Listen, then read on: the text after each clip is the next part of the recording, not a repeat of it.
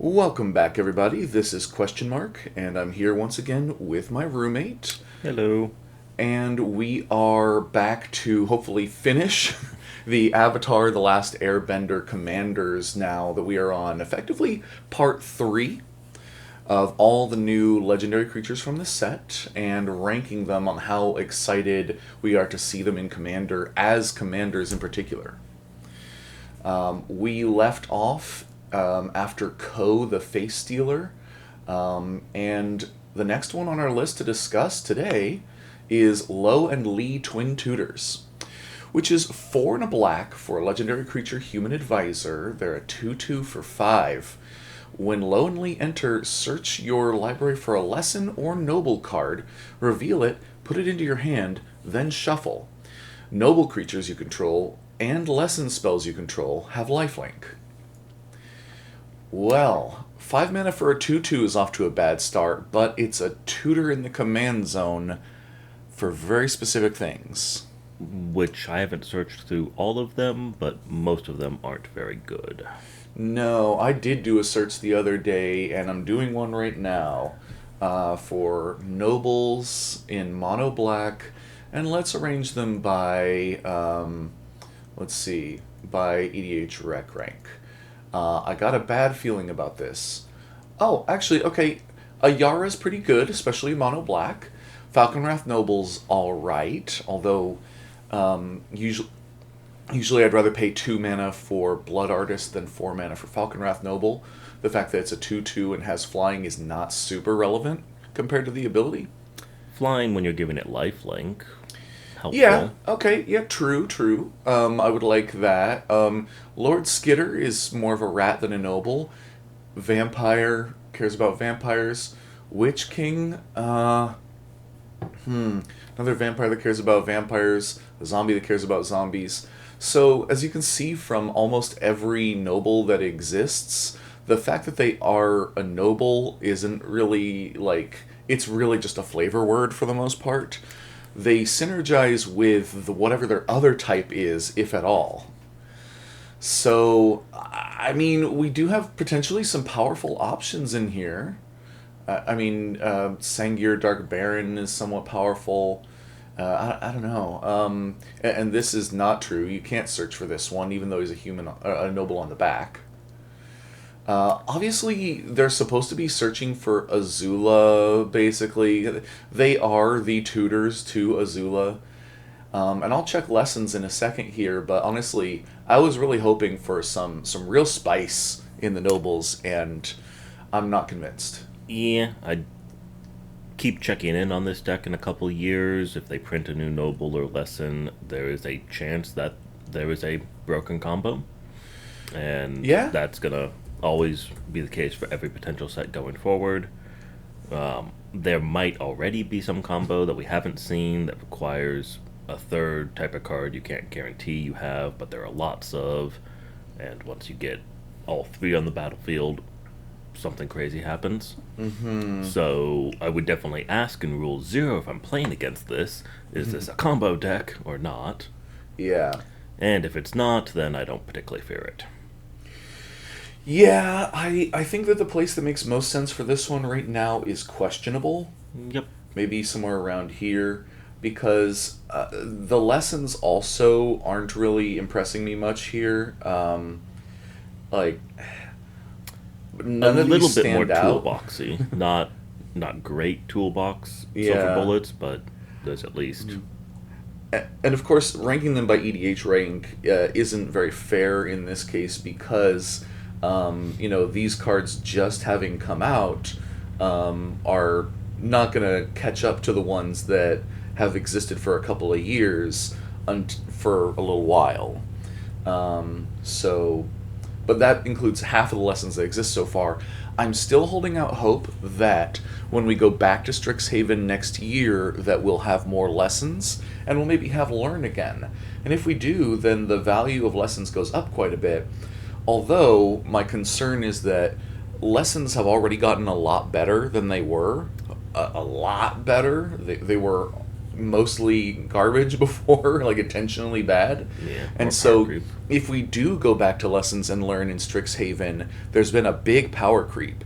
And learn wasn't a scary mechanic before. Does that mean that they can push it, or now that they've made lessons stronger that they can't? I don't know, but we'll see.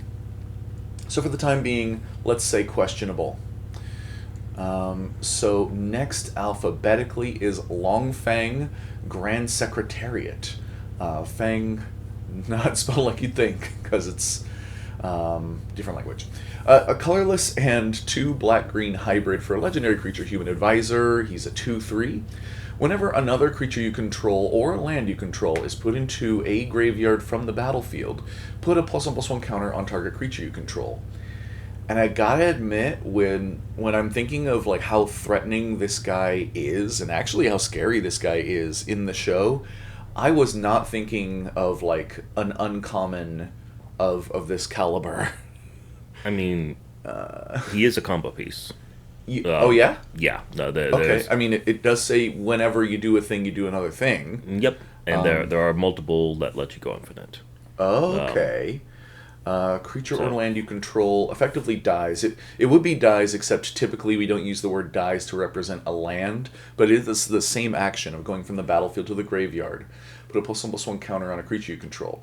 So then if you can turn that +1/+1 counter Into another into creature. getting a creature or a land, like Then- the first thing that comes to my mind is Pentavis. Probably not the optimal, but Pentavis. You can. Oh, but it costs Yeah. a mana and remove a counter to make a Pentavite. Granted, some of the sack outlets will also get you mana. You'd prefer it to get you infinite mana rather than. Oh, There, okay. but yeah. So you sacrifice it to like Ashnod's altar. Yep. And then you've gone infinite. Yep. Okay, and hopefully there's something The less lot than cheaper, 7 yeah. mana. There's a. Do you know of one? I forget the name off the top of my head. Okay. Green tree thingy that's put a +1/+1 counter on it and it makes a squirrel or some other Oh, I know little what you're token. talking about. You're talking about Scurry Oak. Yeah, there's a couple others too, but Scurry Oak. Whenever one or more +1/+1 counters are put on Scurry Oak, you may create a squirrel. that and a sack outlet and poof. Mm-hmm. And that was how much mana for Scurry Oak? Ooh, So 3. 6 mana or less if you have a cheap sack outlet. And strangely, even though Scurry Oak doesn't look super crazy, this is the one that you actually need to kind of protect because Longfang you can recast if he gets Yep. killed. So, But you're just in play out Longfang and then try to protect Scurry Oak. Yeah, but you're in black and green. You can probably get it back from the graveyard. Oh yeah, easiest colors to get creatures back from the graveyard, of course. Yep.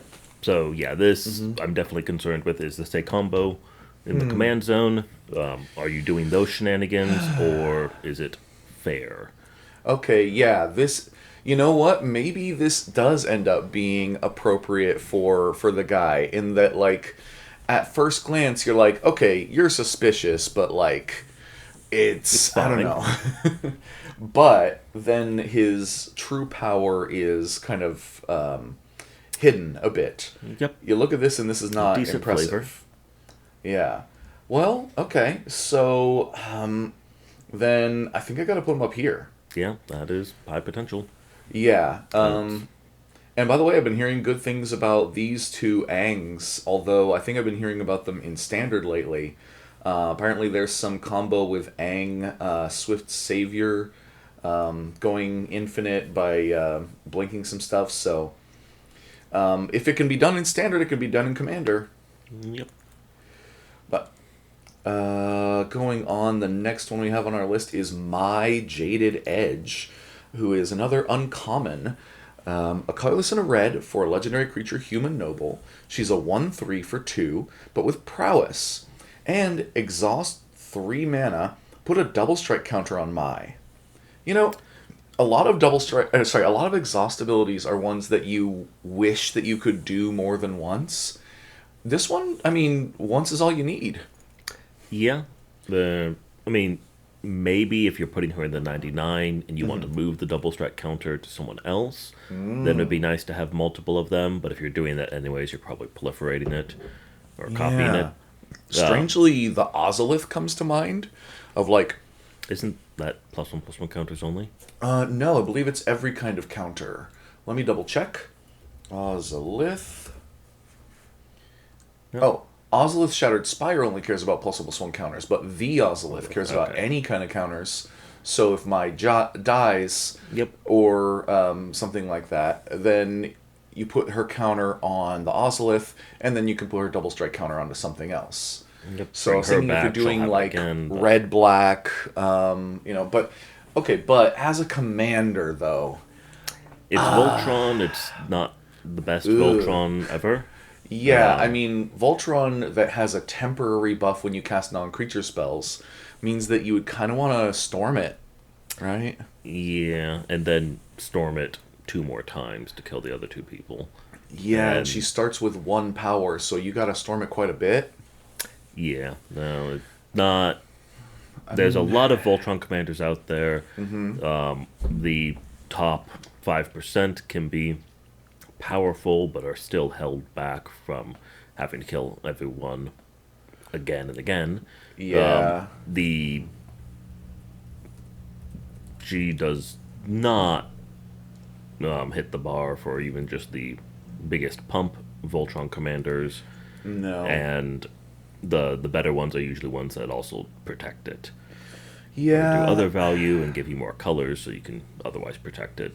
This is Okay, I think that she rates pretty low then as a commander. She only gives you access to 1 color. Her power starts off very low. The double strike is nice. The prowess is nice, but they don't lend themselves to that much of a strategy. I mean, the strategy once again is just play lots of non-creature spells, but like the payoff seems rather mild. yeah, you're probably going to buff it enough 1 turn by dumping your hand to get someone half dead, very angry at you, want to remove your commander, and even if they don't, it's still tiny next turn and you don't have any more cards in hand. Yeah. Oh, and So by the way, anytime that you have 3 colorless mana, you can threaten to give double strike, except that will probably backfire on you more than it will pay off, because people will be like, "Oh, well, I mean, you can give it double strike at any time, and then I'm dead." Even if that's like only half true. yeah, People know looking at these things, if you give it a minute to think, like, this is going to be an explosion, or it's going to be nothing. So I think that makes it pretty low. My question now, though, is it better in the 99? I was thinking if there was some way that you could move around the double strike counter like with the Ozolith, but that's you'd need to be a lot like of red work. black aristocrats. It is a lot of work. 2 mana to cast her, 3 mana to get the ability, and then you have to sack it, and then ideally you bring it back to loop it around. Whereas I wonder what other cards already exist that give a double strike counter. I think there's only like two. Um, there's well, including excluding her, there's two. Okay, so yeah, and this one you put a double strike counter on a creature and then goad it, and you can overload, which is kind of fun. Yeah, I have definitely thought about putting this into a couple of decks, and every time I'm like, but what if I don't win instantly? Uh oh. But I mean, you're paying 7 mana. You should expect if you're paying 4 red for a sorcery, you would be trying to win the game right then. Avenging Hunt Bonder, let's see, it attacks, you put a double strike counter on another attacking creature. I mean, 5 mana for a 3/3 isn't terribly impressive, but the rest of it kind of is. This seems alright. yeah. I mean, So, 6 damage. It's probably gonna survive a couple turns. yeah. So honestly, if you just want to get a double strike counter on a creature, and then you're like shifting them around and stuff like that, both of these options do seem better for the most part. So I don't know that she's even that good in the 99. So to me, but she's not. I don't think she's lame. I think she goes like somewhere around here, like near the bottom of questionable. What do you Sure, think, actually? I'd probably go lame. Okay, I think I'll keep her out of lame just because like I could see there is potential here. It's just likely going to be untapped, you know, in a figurative sense, not a literal sense.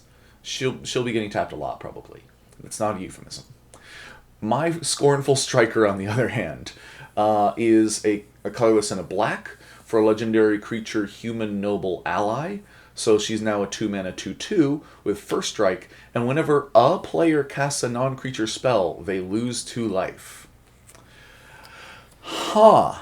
I need to go add that to Sisay. That shuts down Ooh. Storm or Infinite Loop decks. Oh, yeah, it does. I mean, unless you're looping with a creature, but odds are you're probably looping with like an artifact or something, Yeah, or I mean, or copying an instant or something. And of course, when you cast a non-creature spell, you will lose 2 life, but you knew that going in, so you packed your deck with all kinds of black life gain or life steal. or creatures. Yeah, with life link. And So, people hate this kind of commander. yeah, It really reminds me of Comball. I think this one. Whenever an opponent casts a non-creature spell, that player loses 2 life and you gain 2 life.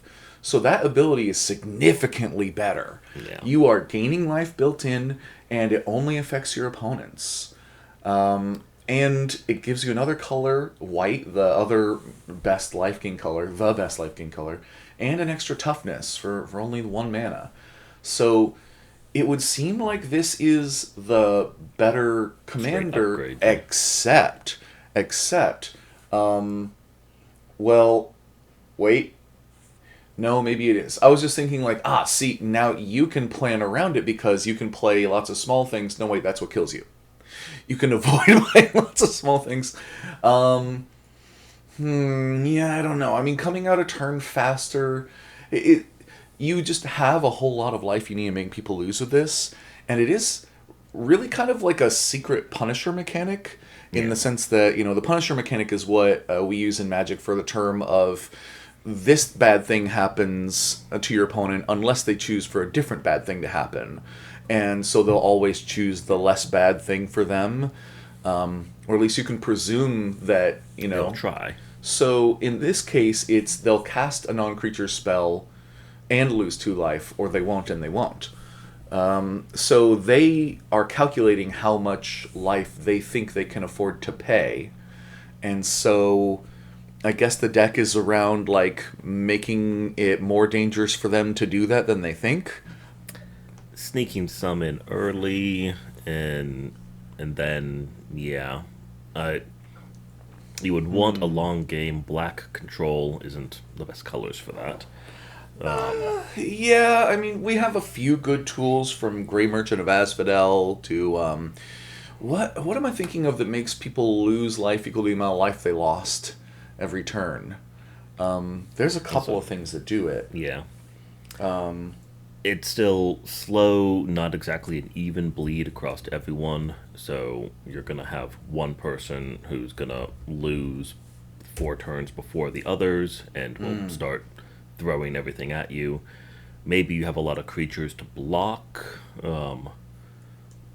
But yeah, that I think would be better in the 99 for cards that you want 1 extra copy of that effect.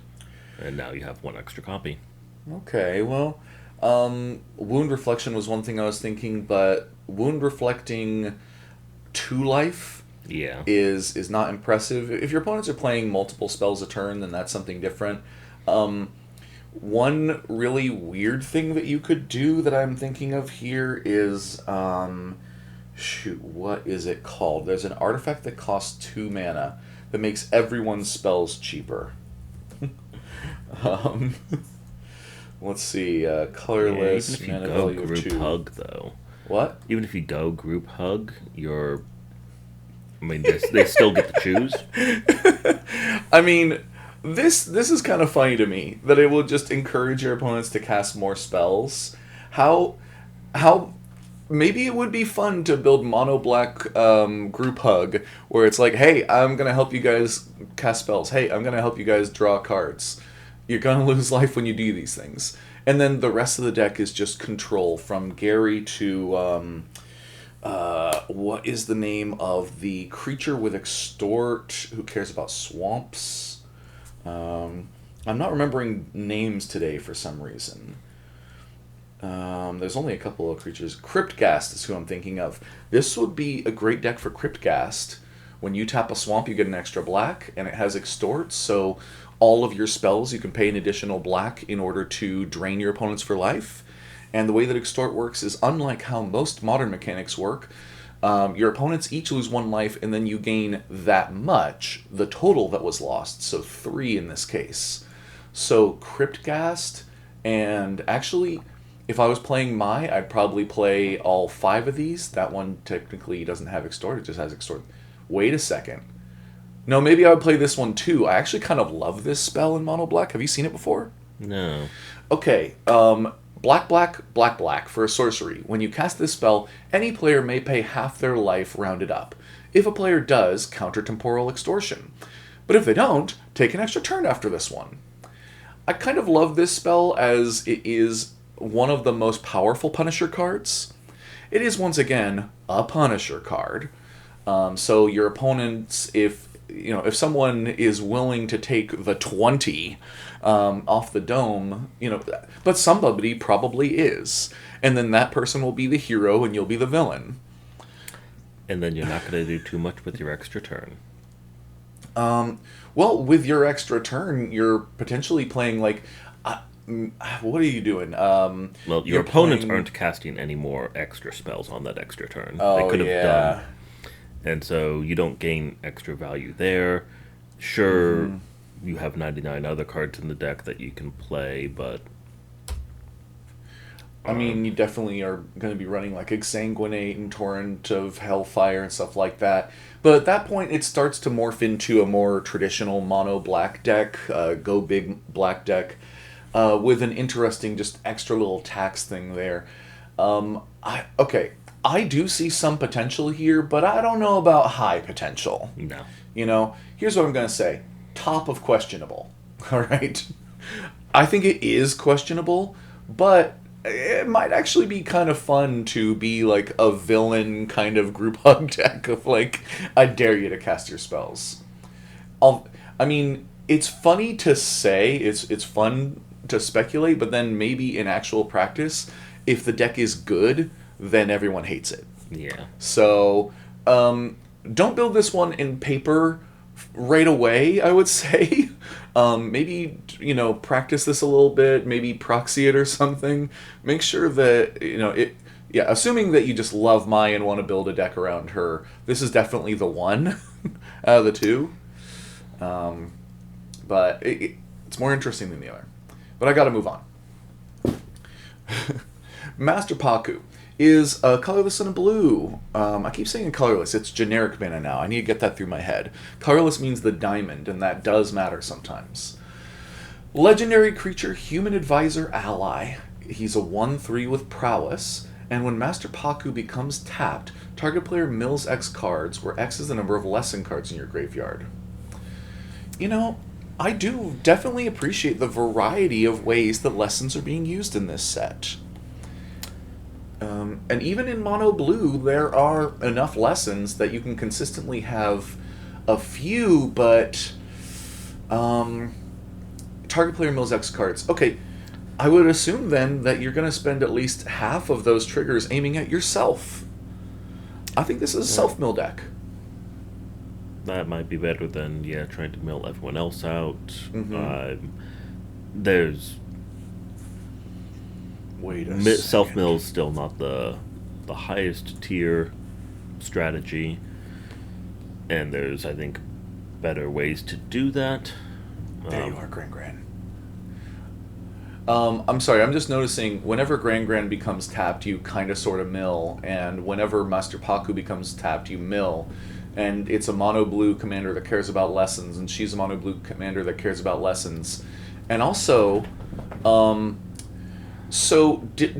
I remember from the end of season 1 that Master Paku says that like Gran was his girlfriend when they were younger, and also becoming tapped is a euphemism?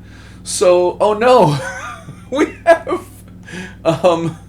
have they're pen pals is what they are. I thought she ran away to the other pole so she could avoid marrying him. Right, because he was like kind of a jerk, but at the end of the season, he's like, you know what? I was kind of a jerk. Tell Gran I'm sorry, and I'd like to give things another shot. And then if I do remember that is the message that's pervade that like, especially by the end, he shows up with the White Lotus or whatever, and he's like genuinely a hero by the end, and so yeah, he and Gran might get back together again after all. But regardless, I think Gran has far more potential as a commander because making something cost 1 mana less can be huge. And milling someone for lessons isn't going to be that powerful. Um, I'm debating currently between. Well, actually, okay. Is this guy viable in the 99 of a certain deck?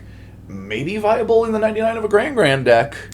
Yeah. Because also, ideally, you'd have ways of tapping him that don't involve him going to combat because you're going to be trying to get lessons in your graveyard and stuff, so you're probably going to be playing some mill spells, but I don't expect a mono blue prowess explosion deck necessarily, unless you're going full on infinite, in which case, have fun, do whatever. But I don't think this effect is near as explosive. Costing 1 more mana it doesn't. Double. Yeah, yeah. I mean, honestly, the difference between 1 and 2 is 100%. I think that is actually a good way to think of mana cost, that 1 mana is infinity more than 0 when it comes to, like, when you really need a counter spell.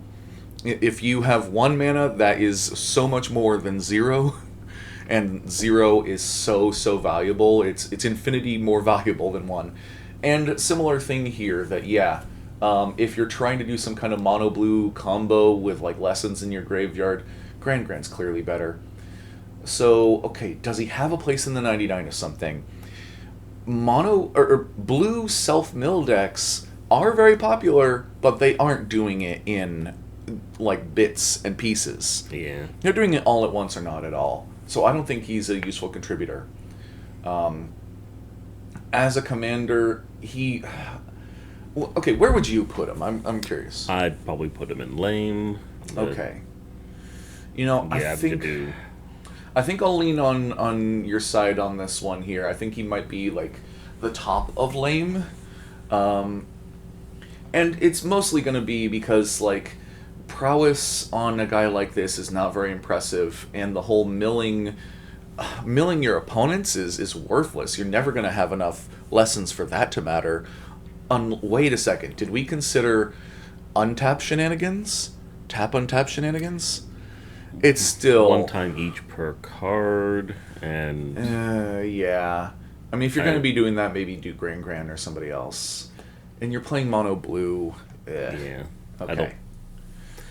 If you've gone infinite with that already, then there's other payoffs you could do for infinite untap shenanigans. Yeah, I mean, I'm a little torn on literally calling him lame, but he's right around the cusp, I think. So I'll go with it. So let's move on to Master Piandao. I really like this character in the show. Being an uncommon legendary creature, I mean, makes sense considering he shows up in 1.5 episodes. But, let's see if he's worth his salt. He's 4 and a white for a 4/4 with first strike. Okay, off to a decent start. Whenever Master Piandao attacks, look at the top 4 cards of your library. You may reveal an ally, equipment, or lesson card from among them and put it into your hand. Put the rest on the bottom of your library in a random order.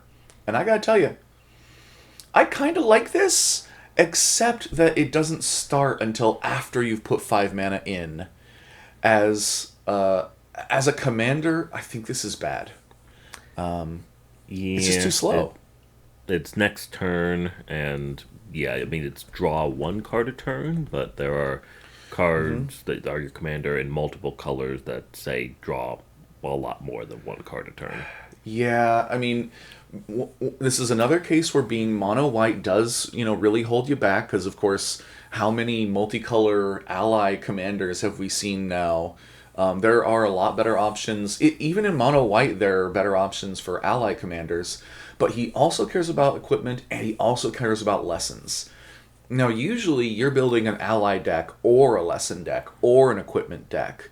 And But you so might throw one or he's two in. his ideal situation is that every time you look at the top four, you're going to be seeing a couple of those things. And I just don't think that that's going to be. You could play mono white allies, and every creature in the deck is your ally. And I think that's not a great deck. Yeah. And even then, I'm not sure that he'll hit like 50% of your cards. But if only 1 out of 4 needs to be the target there.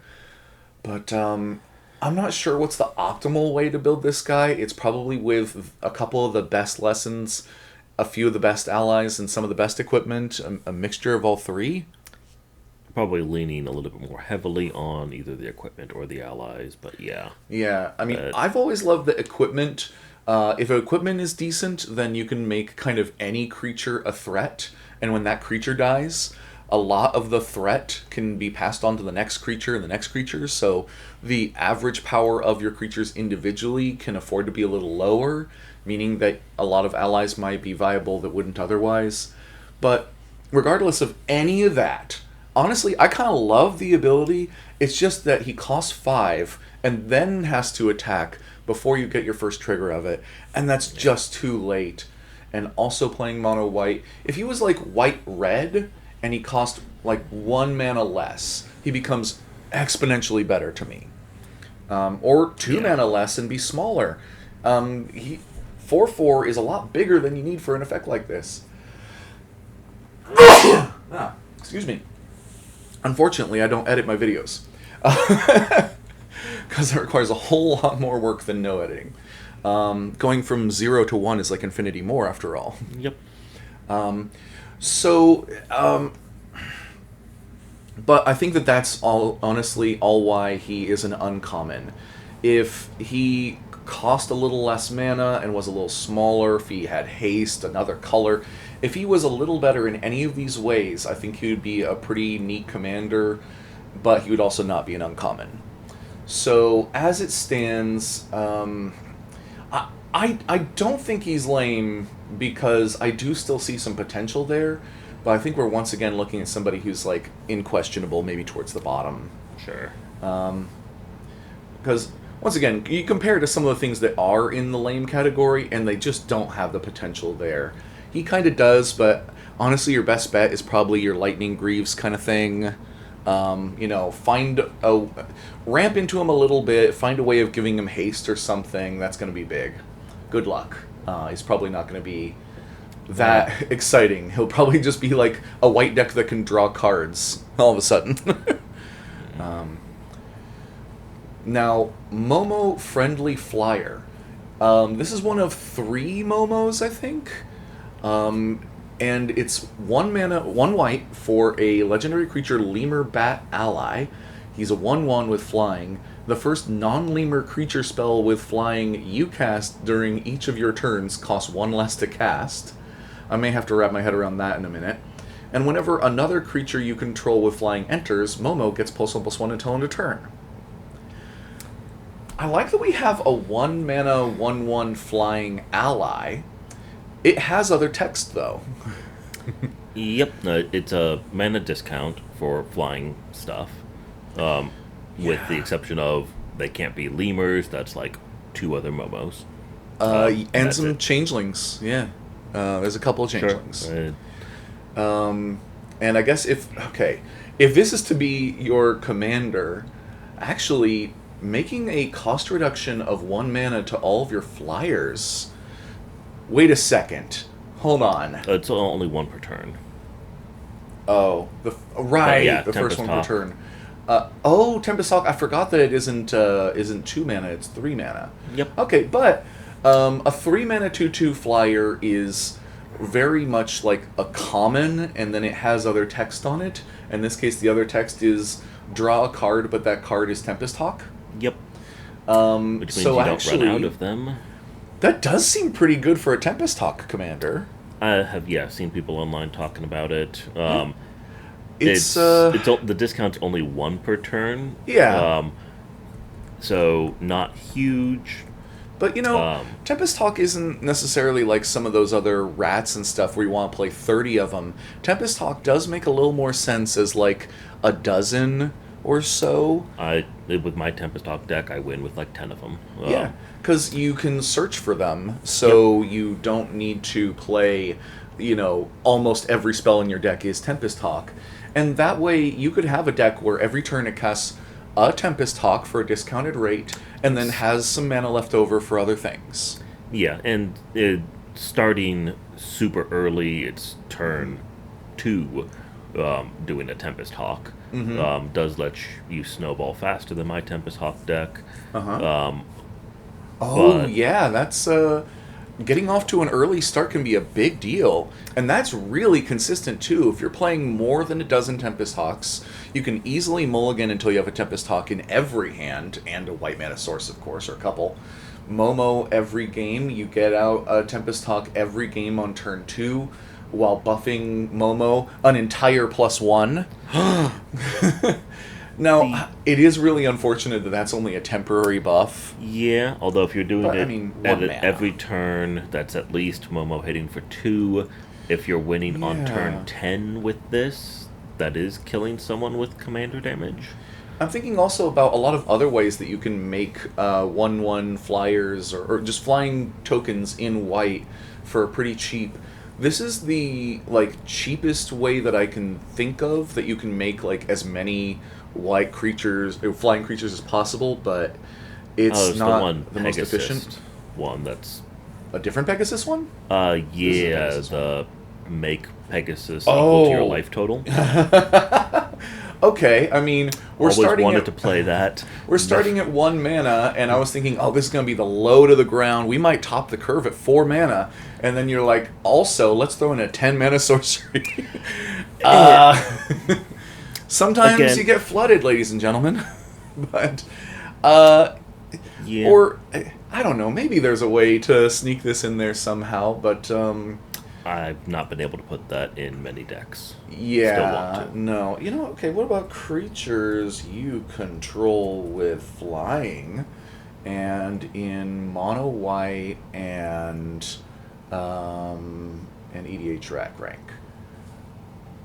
What do we have for that? So, okay, creatures you control and then also flying on different lines. But Welcoming Vampire would probably be great in that deck.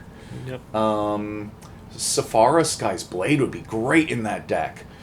She's a 7 mana 7/7 with flying and lifelink, gives your other flying creatures indestructible, and you can cast her for 1 and tapping 4 creatures with flying. Should this maybe be your... No, actually, this shouldn't be your commander. Momo gets you off of that really consistent start. Yeah. I think that there is actually a decent deck around here. You can do a mindless beatdown with flying creatures. Yeah. You could also do mono white control with if you have 12 Tempest Hawks in the deck and Momo, that is a guaranteed win eventually. And you have a bunch of white. Yeah. You have a bunch of white protection. Your 3 Teferi's protections. Your to just stop all them trying to stop you. What's the? And I cannot remember the name. I'm not remembering names of spells today. The Perfect Man, instant, flawless maneuver. Yeah. So yeah, bunch of that, and then a bunch of white removal, to just slow everyone else down and slowly grind them out with flying damage. Then get 1 white Craterhoof Behemoth at the end, and that has the potential to be a fun deck. That can't be how you spell Lieutenant. Lieutenant is a freaking hard word to spell, I tell you. Is it like that? Yes, it is. Oh, there's more than I thought. There are 4 white creatures with Lieutenant. So Lieutenant is the ability where as long as you control your commander, then your creature does something fancy. And, oh my, Skyhunter Strike Force should be amazing in that deck. As long as you control your commander, your other creatures have melee. And melee means that whenever this creature attacks, it gets +1/+1 until end of turn for each opponent you attack this combat. So if you've got Momo, this, and a Legion Hawk, then they all have melee, and they all get +3/+3 every time that you attack all of your creatures. Just for that You turn. just divide it up. Yeah, so this is like a permanent +3/+3 to all of your creatures as long as you have a few flyers. Um, yeah, actually, this is sounding more and more fun, especially because this isn't broken, but it's also, I think it's riding the line a little bit of kind of boring, Yeah, you know? at least Momo and Tempest Hawks will play very similar every single game. Um, Well, yes, for the first few turns, and I think that. and then every other turn is going to be one Tempest Hawk, save the rest of my mana Mhm. for interaction. And yeah, the You the know, second spell will be a little bit different each game, but you know what I think this might be? A bracket 2 All-Star, where this might be like the most impressive deck that you can hand to a new player who's just kind of getting the hang of things. It will probably annihilate a lot of bracket 2 decks without being that much stronger than that. Because, I mean, how many decks just can't deal with an endless stream of flyers? A lot. So, yeah, I think I'm going to put this at the bottom of high potential. It's not exciting, per se. yeah, um, and it's not going to go infinite on you. It's not going to give you a whole lot of like creative options necessarily, but it's actually kind of a good start to a deck that should be kind of good. smooth, actually. Yeah, good beginner deck. You will Yeah, be forcing them to search and shuffle their library a lot, which is a little bit mean. forcing them, The new the player player. who isn't Oh, practiced at shuffling and yeah. has Make brand sure new that your slippery sleeves sleeves. aren't, like the kinds that are easy to come apart. Yeah, They're going to get a lot of wear and tear. But you know what? Maybe this could even be a budget deck. How oh much yeah. money does a Tempest Hawk cost? They're I mean, when you're doing 12, not super cheap, $1. Okay. but So you could probably build this deck for like less than $50 and oh yeah. then just I saw somebody saying the other day that they have a budget deck that they lend to players because if they walk off with it, then It's they aren't worried. Or if they accidentally ruin it in some way, like spill something on it. Or they could be like, you know what, you had such a good time, keep it. I'll build another one for $50 sometime later. I heard some content creators saying that. I guess I'm technically a content creator, but I'm not able to hand you $50 and let you walk away with it. I think we've talked about this one plenty, though, as we get on to the other Momo, who is also a 1 mana, 1/1 flying legendary creature lemur bat ally. The text that is different is Vigilance, which is. Yeah. And when it leaves the battlefield, oh no! Where's Momo? Choose one. Create a food token, put a +1/+1 counter on target creature you control, or scry 2. Apparently, flavorful. Where's Momo is like a thing that people say about Avatar a lot.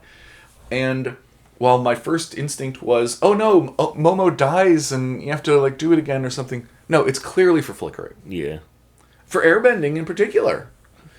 Momo is a The low power but high kind of like versatility airbending target. Although I mean, food for life gain, super flavorful, but that's not gonna win you a lot of games.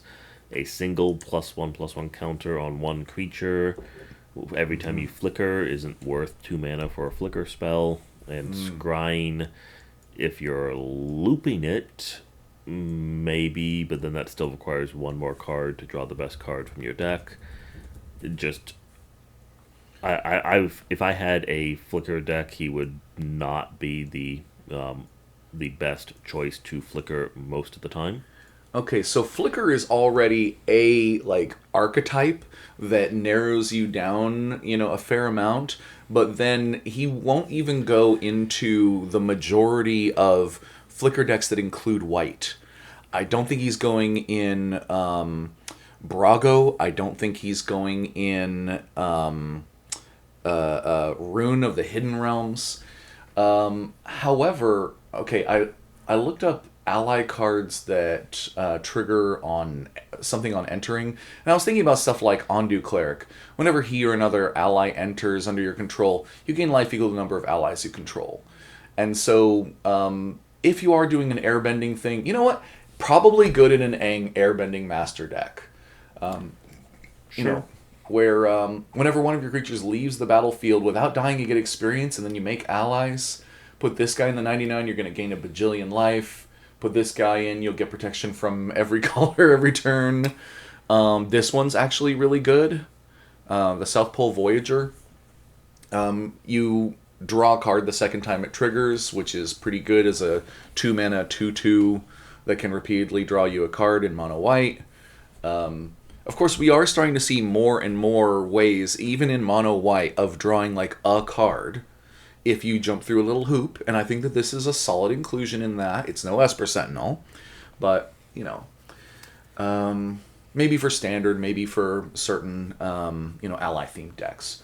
So, is this guy absolutely useless? I don't think he's absolutely useless, but he would be, like, either at the bottom of better in the 99 or somewhere in the middle of lame. You know, I think personally, I actually want to put him at the bottom of better in the 99. Because in any other set, he would be lame.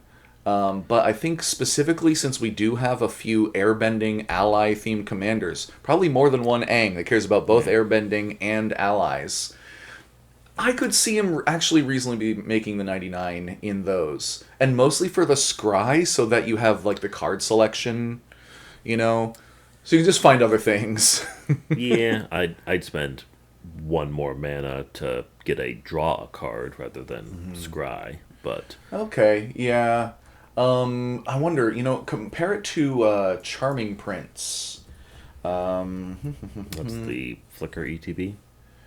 Yeah, when this creature enters, choose 1, scry 2, gain 3, or flicker another creature. So he's similar, although the gain 3 is trapped behind a food. The scry 2 is right there. The flicker somebody else thing isn't a thing. I prefer a Charming Prince. Also, if you are doing mono white airbending flickering, I believe if something is airbent, it still counts as like a white spell that you're casting for 2 generic mana. Discounts your work. Yeah, you could use Pearl Medallion. Yeah, I would think Pearl Medallion's an auto-include in those decks. Yep. And this makes it a lot more reasonable. All that said, that's really trying hard to make a pretty underwhelming card make any mileage at all. Yeah.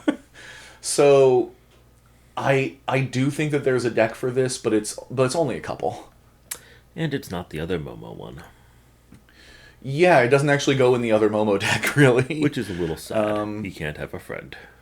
Yeah, I mean, you could, but you wouldn't. I don't think you should. Yeah. Because he's not cost-reduced, and his abilities don't synergize with his abilities, really. I mean, other than you could put a +1/+1 counter on him, but whatever. Nope. All right, no more lemur friends. Let's move on to something more exciting. All right, we've seen some like uncommons that cost 1 mana. How about a mythic that costs 6?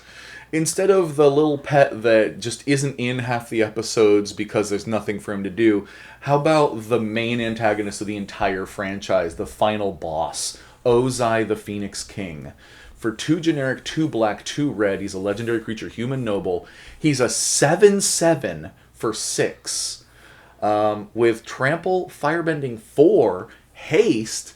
If you would lose unspent mana, that mana becomes red instead, and Ozai has flying and indestructible as long as you have 6 or more unspent mana. I mean, okay, right off the bat, honestly, not to cut you off a little bit here, but like, how can you be anything but excited reading all of these words? They are a lot of very exciting words. Yes. I think he will be a little bit overhyped. I think so too. I think that, like, he is a hype machine. You know, I would happily build this deck and play this deck for a while. it does seem kind of fun. I really do love the part about if you would lose unspent mana, it becomes red.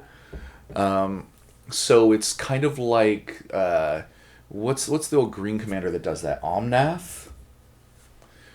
So it's a little like old Omnath. You don't lose unspent green mana. Although actually Omnath, you have to make green mana in order to keep it. With Ozai, you can make black mana or colorless mana, and he'll turn it red.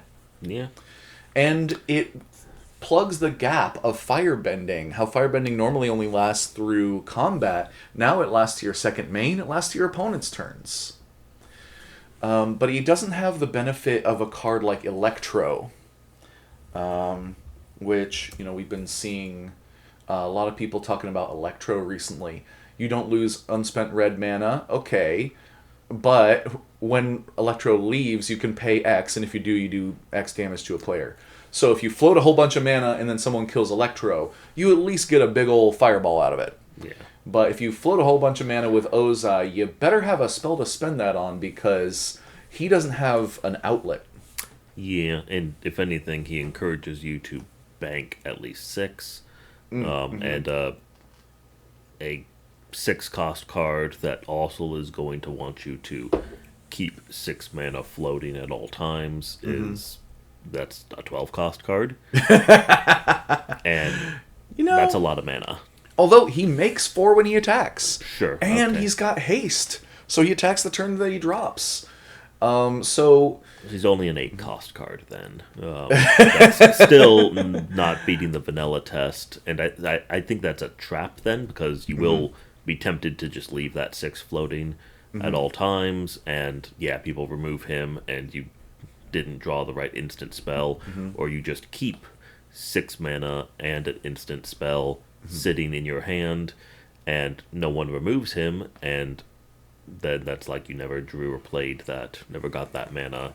That's a lot of opportunity cost. Okay. That I don't think most people will notice, and therefore will not mind doing, and it will still hurt them even if they're not paying attention to it. Okay, so we can imagine, for instance, then someone pulling this guy in a draft at a pre-release or something, opening him in a pack, and then going like, "Oh, sick!"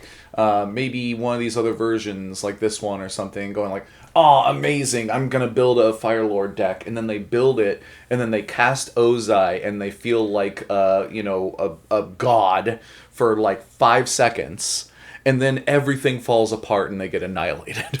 Yeah. They waste all their mana, and he gets like bounced or turned into a food or something.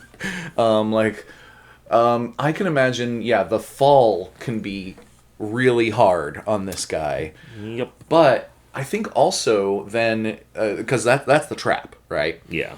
But also I think there's 2 reactions you can have to that. One is, oh no, Ozai is bad, actually, and I should dismantle this deck. Or, I should have been more careful. Perhaps I could build this better. Maybe I don't always cast this guy as soon as I have the mana for it. Maybe I, have some more instants and stuff ready. I think that you can build a more sensible deck around him. And if you do, I think that you can turn this battle cruiser into one that operates, but it is a bit of a trap. Yeah, and it is, I guess you also have to add into how you're building defensively with it, that it being 7 commander damage with trample, you're going to have people afraid of dying in 3 hits, and probably less than 3 hits, so they're going to, after you hit them once, start trying to remove your commander. Oh, for sure. But honestly, even if you hit him once, because I'm thinking like relentless ass alt. Because you have the firebending 4, so the turn that you play him, he will produce enough mana for you to do this in your second main phase. And then you have done 2/3 of the commander damage necessary to kill a player. Yep. And there are like 12 cards that do this, but most of them cost more mana. This is the cheapest one. There's a couple others that... Oh no, what's the aggressive Isn't there? No. Relentless Assault. It, wait, isn't that what I just was looking at? Yeah, that Oh is what yeah, I was just looking at. the What's one the? where you I pay always forget five. the one. Yeah, the one where you pay five. There is one where you pay 5 mana in order to get an extra combat, and so with 1 mana added in, he would go infinite with that. You just next turn cast that, and you have what 7 mana if you've played a new land, and that lets Or you Or wait a do second, is it the 8 most combats. fair deck to ever play that card because there isn't an easy way to go infinite with it, but there's an easy way to go a lot? Times 8. Yeah. So I think this is a deck. Okay, I think this is going to be fairly fun battle cruiser magic, as long as you are the kind of person who can have a high expectation of a commander like this, have it all fall apart, and then not go home crying. If you're the kind of person who can pick yourself up and go like, okay, what have I learned today about, putting a whole lot of rockets on an evil man? You gotta be a little more sensible about it. And if you learn those lessons, I think this could be a fun commander even in the long term. But I imagine that a significant portion of people are going to crash out hard. Yep. So, that's still exciting to me. I could do it, but be careful if you're doing it. Professor Zay, anthropologist, is 2 blue-red hybrid for a legendary creature, human advisor ally. He's an uncommon, and he's a 0/3, which fits. He's actually one of the few characters that we see in the show who doesn't fight and doesn't bend. He cares about books, even when they're covered in sand, apparently. He taps to discard a card and draw a card, and we call that rummaging. If you draw and then discard, it's looting. But if you discard and then draw, it's rummaging. And for a colorless tap and sacrifice him, return target instant or sorcery card from your graveyard to your hand. Activate only during your turn. I want to hear from you on this one. What do you think? So you can reuse a card once. It doesn't exile the card automatically, so you can potentially reuse a single card many times. Yeah, it's not flashback.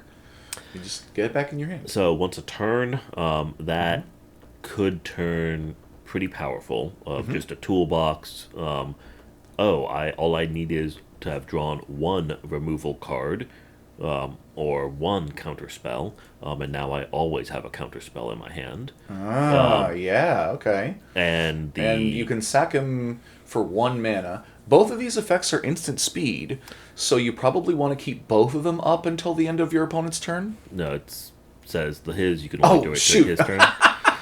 Oh, it's So- I say it's instant speed while looking directly at the text that says it's not. All right, well then that actually limits him much more. Yeah, and so you need some tap on tap shenanigans to do both during the same turn. But oh yeah, I mean of course. possible doable. There's plenty of that in blue. Yeah, I think about like 1,000-Year Elixir is one of my favorites. Gives pseudo haste and untap for a colorless. Yep, very good in that deck. The other thing that's gonna make him all the fair decks get hated out is if you can reuse a tutor. Then that's boy. you just found both your combo pieces. Okay, so you do Mystical Tutor, bring it back, Mystical Tutor again, and game. Yep.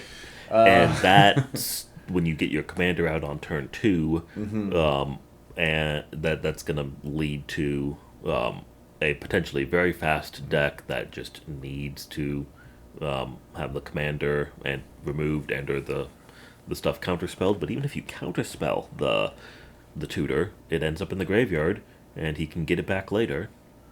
Ooh. So I would be very cautious when you see this on the other side of the table. Okay.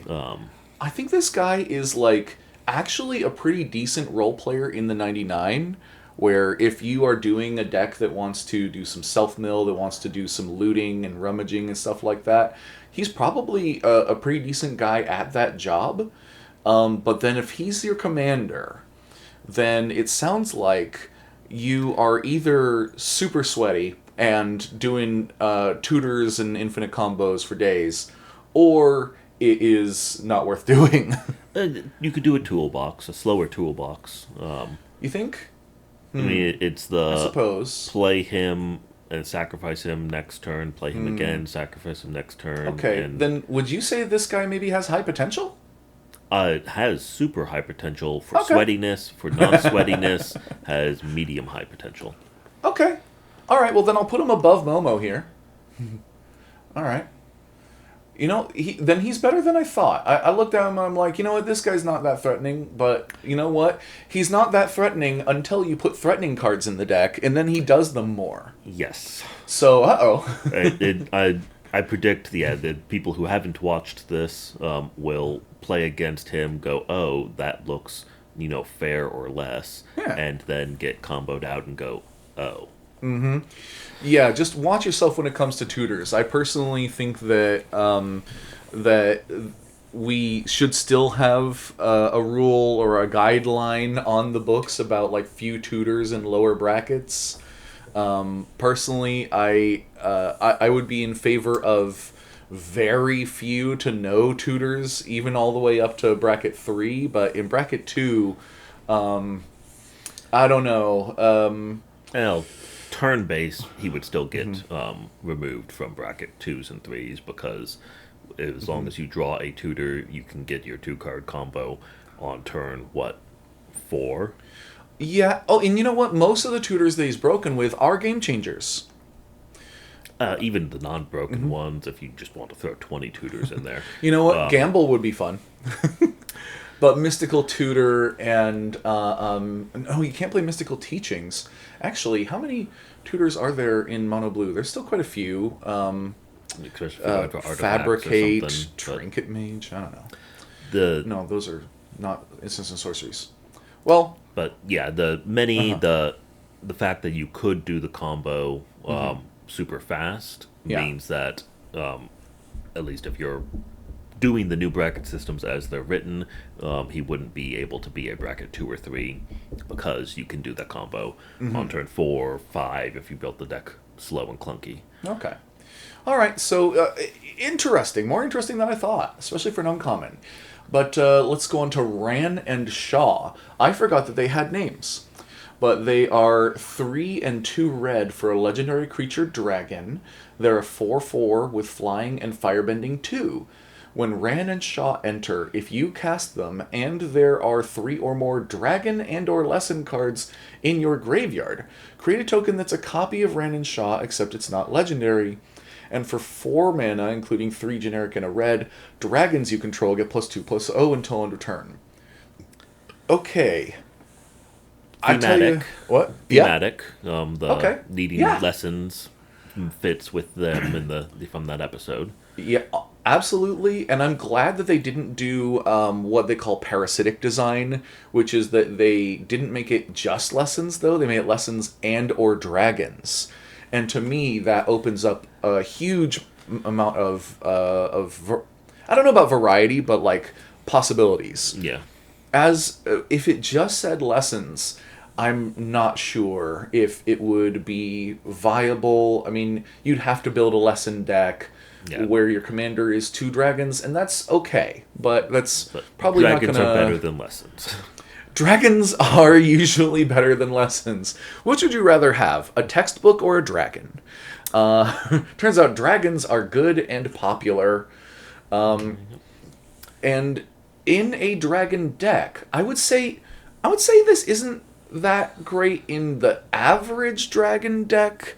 It's probably just okay, but there's so many good dragons out there that it might get outcompeted. Except in a deck that has dragons die. Yeah.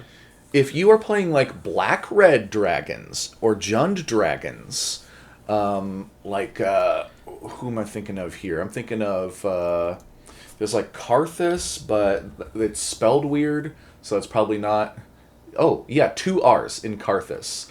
He's Jund dragons, gives all your dragons haste. Big old school guy from Alara Reborn, so one of the first sets to have mythics. And when he enters, he steals all dragons and untaps them. And Yeah, so now you got a Jund Dragon deck that, I don't know, you can have dragons die and come back. Or Rorix, I think is the guy I'm thinking of. The other one? No. Uh, Blade Wing. It could just fill a ramp spot in your mono red dragon deck. If you've had enough dragons and stuff die, then it's making 4 mana.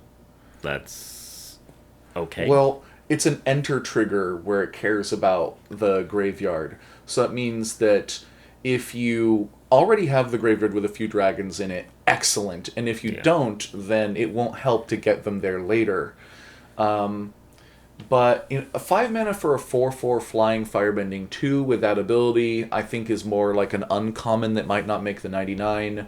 But you add on that middle ability and the likelihood, if the deck can hit it greater than 50% of the time, then I think that it's good. So I think okay, but as a commander itself, I I think what sucks is that you're stuck playing mono red, Yeah. and there are so many mono red commanders. Yep. Even mono red dragon commanders. I think this is actually pretty good in the 99 though. I'm gonna put it up around here, considering a lot of these are not that good in the 99, despite being in the 99. Like, this one genuinely, there are gonna be some dragon decks that will play it and it'll be good. The rest of these are presuming that there is some kind of good ally deck. They might go in it, but this guy, I think, Yeah. has more potential. I wish it had blue. You could do Oh, copy or cloak yeah. shenanigans. Yeah, because I think it's Ran is the red dragon and Shaw's the blue one, because we have another version of Ran. Because Ran was the dragon owned by Roku, the previous avatar. I think so. And it is thought that all dragons in the world are extinct, but in fact, Ran found a mate here, and these are the last two dragons in this one special place that's really hard to get to. And in the world of Avatar: The Last Airbender, dragons were the original firebenders, and they taught humans how to firebend. And then they retconned it in Avatar Korra. I don't know if you saw Avatar Korra. Not that far. They retconned it kind of. It's one of those, like, when old Ben Kenobi says, like, well, I was right after a certain point of view. From a certain point of view. Anyway. Sokka Bold Boomeranger. I think this is like season 1 Sokka. But yeah, a blue and a red for a 1/1 human warrior ally. When Sokka enters, discard up to 2 cards, then draw that many cards. So we're rummaging, but however many you want, kind of. You can do 0, 1, or 2. And whenever you cast an artifact or lesson spell, put a +1/+1 counter on Sokka. Huh. That's a little underwhelming. So, absolutely. I mean, as a commander, I think this guy is not viable. Yeah. He doesn't do things that you want a commander to do. Oh, You would like a commander to draw you cards, but he's not actually getting you card advantage. You would like a commander to be able to hit people hard, like to be big, and casting artifacts like crazy and getting counters on him. He could get big pretty fast, except he has no defensive ability to keep you from getting blown out. He has no trample, no flying, no haste, no first strike, no anything like evasion that'll help him hit players. And while you can't ask for that much from a 2-mana creature, honestly, he feels more like an uncommon to me. Yeah. So But not even much better in the 99? no, I mean, because if you want you're like, a I mean, if you're playing a really artifact-heavy deck, I think you would want to be playing, like, Joyra instead. Like, Joyra Weatherlight Captain is just a million times better. Yeah. Because it would seem like you would build kind of the same deck. You'd build a deck full of artifacts that cost, like, 1 or nothing, so that you can get a bunch of counters on him. Right? Maybe? Lessons. You'd put some lessons in there, but maybe only the cheap ones so you can get counters easily. But the payoff is so poor. And would he be better in the 99, considering he's an ally? I don't think so. Yeah. No, I think that this is our first one today that goes all the way down in lame for me. Um, he's I think a little worse than Master Paku. Yep. Because I don't really see a role for him. He seems like he's okay in limited. That's about it. And then we get to Sokka, Lateral Strategist, who I think... Oh, I thought this was maybe Episode 1 Sokka. That's called Sokka Style. Learn it. Yeah, this is Episode 1 Sokka. Okay. Makes sense that he's an uncommon. So a generic and 2 blue-white hybrid for a 2/4 human warrior ally with vigilance, and whenever Sokka and at least one other creature attack, draw a card. I mean, this seems really boring. Yeah, it's... I mean, card draw, which is wonderful, but at most it's one card a turn, and you still have to jump through hoops. Yeah.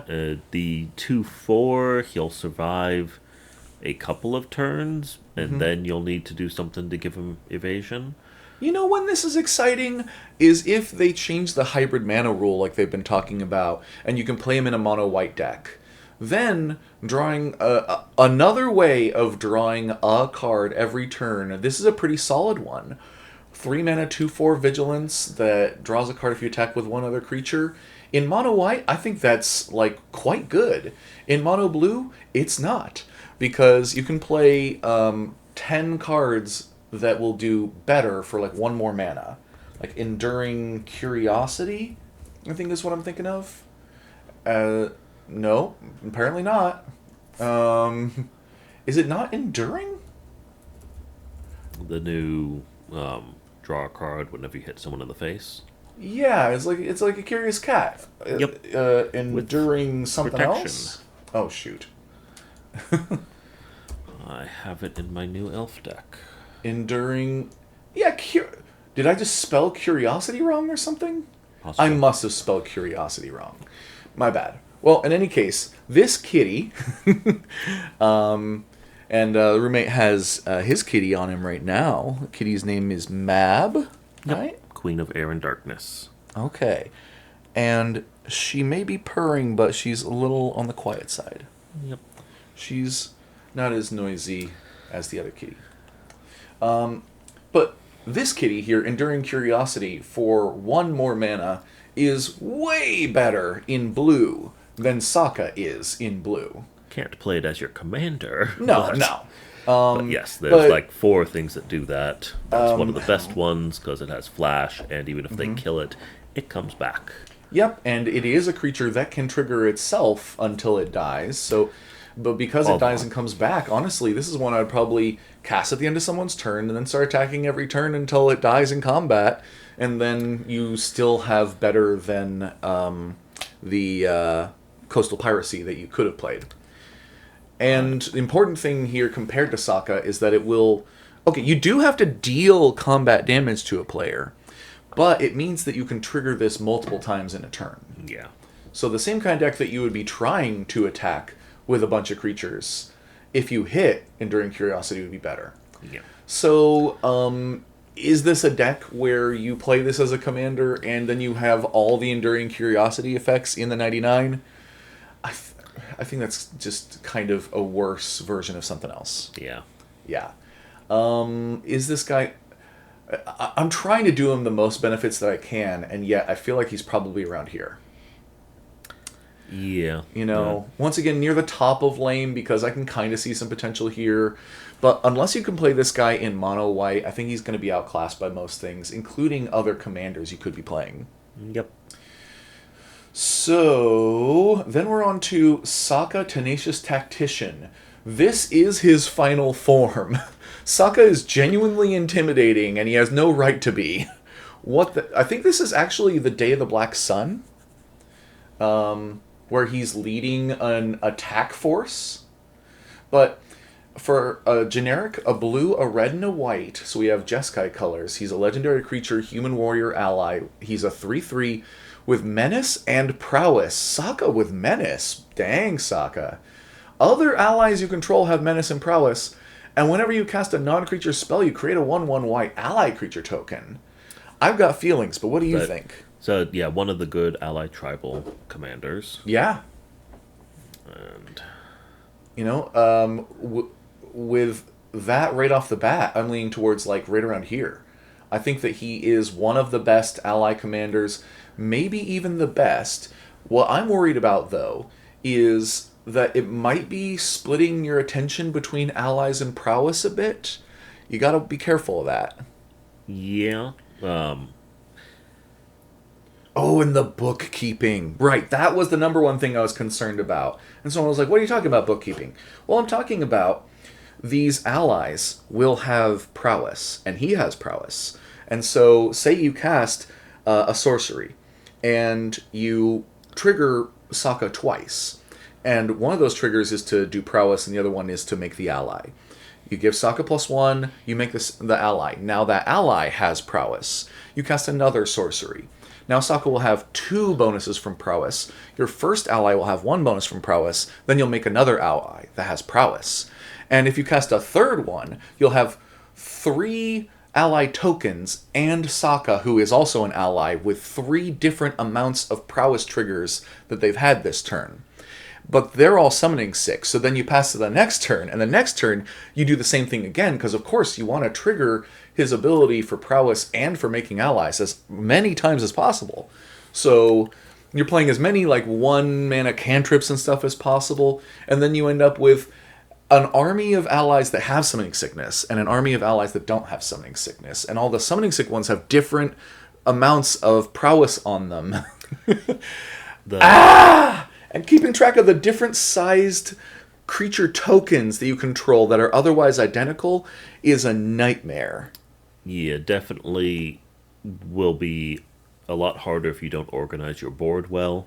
I would definitely just have them in descending prowess order. Get yourself a box of little dice, not the tiny ones, but the like half size D6s. Get yourself a box of like 30 of them or whatever they come in a pack of, and bring that with you. Also, get a few of these, and be ready to have maybe get like 6 of these, and be ready to have different numbers of dice on them, and maybe have like a die that represents the prowess triggers from the beginning of the turn. But also remember that prowess is a temporary bonus. They're not +1/+1 counters. So make sure that people know that these are temporary counters and not permanent counters, and they're not counters that you're just using dice like you would if there was a counter, but it's temporary. I'd go with the whiteboard marker. Oh yeah, that's right. I like that. You do dry erase markers. You even use a dry erase marker on your sleeves. The sleeves protect that, or it gets the sleeves dirty. Yeah, it can get the sleeves dirty. I mean, I've definitely seen some like laminated surfaces that have had things written on them and erased and written on them and erased, that it becomes like a nightmare of like 2% of the ink never goes away every time. You can use cleaning products to do a better job. You're probably right. Yeah. But yeah, that's faster for me than turning a dice around to remember which side is the next one up. You can just add an extra tally mark, and it's easier to do these tally marks over here above this big line are the number of prowess. These tally marks are the number of allies that are this prowess. Or another great advertisement here, basically, for infinite tokens. Yep. Infinite tokens exist, and honestly, the next time that I'm looking to buy some magic accessories, that's at the top of my list. We're getting more and more like, copy a thing except it's not legendary, copy a thing except the name's different, and all kinds of different tokens with different abilities. Infinite tokens are becoming more and more valuable, as you just can't even carry around all these. So all that said, all the complaints that I just made about Sokka, at least, are because if you do the thing a lot, if you can physically go through the motions, it seems so powerful.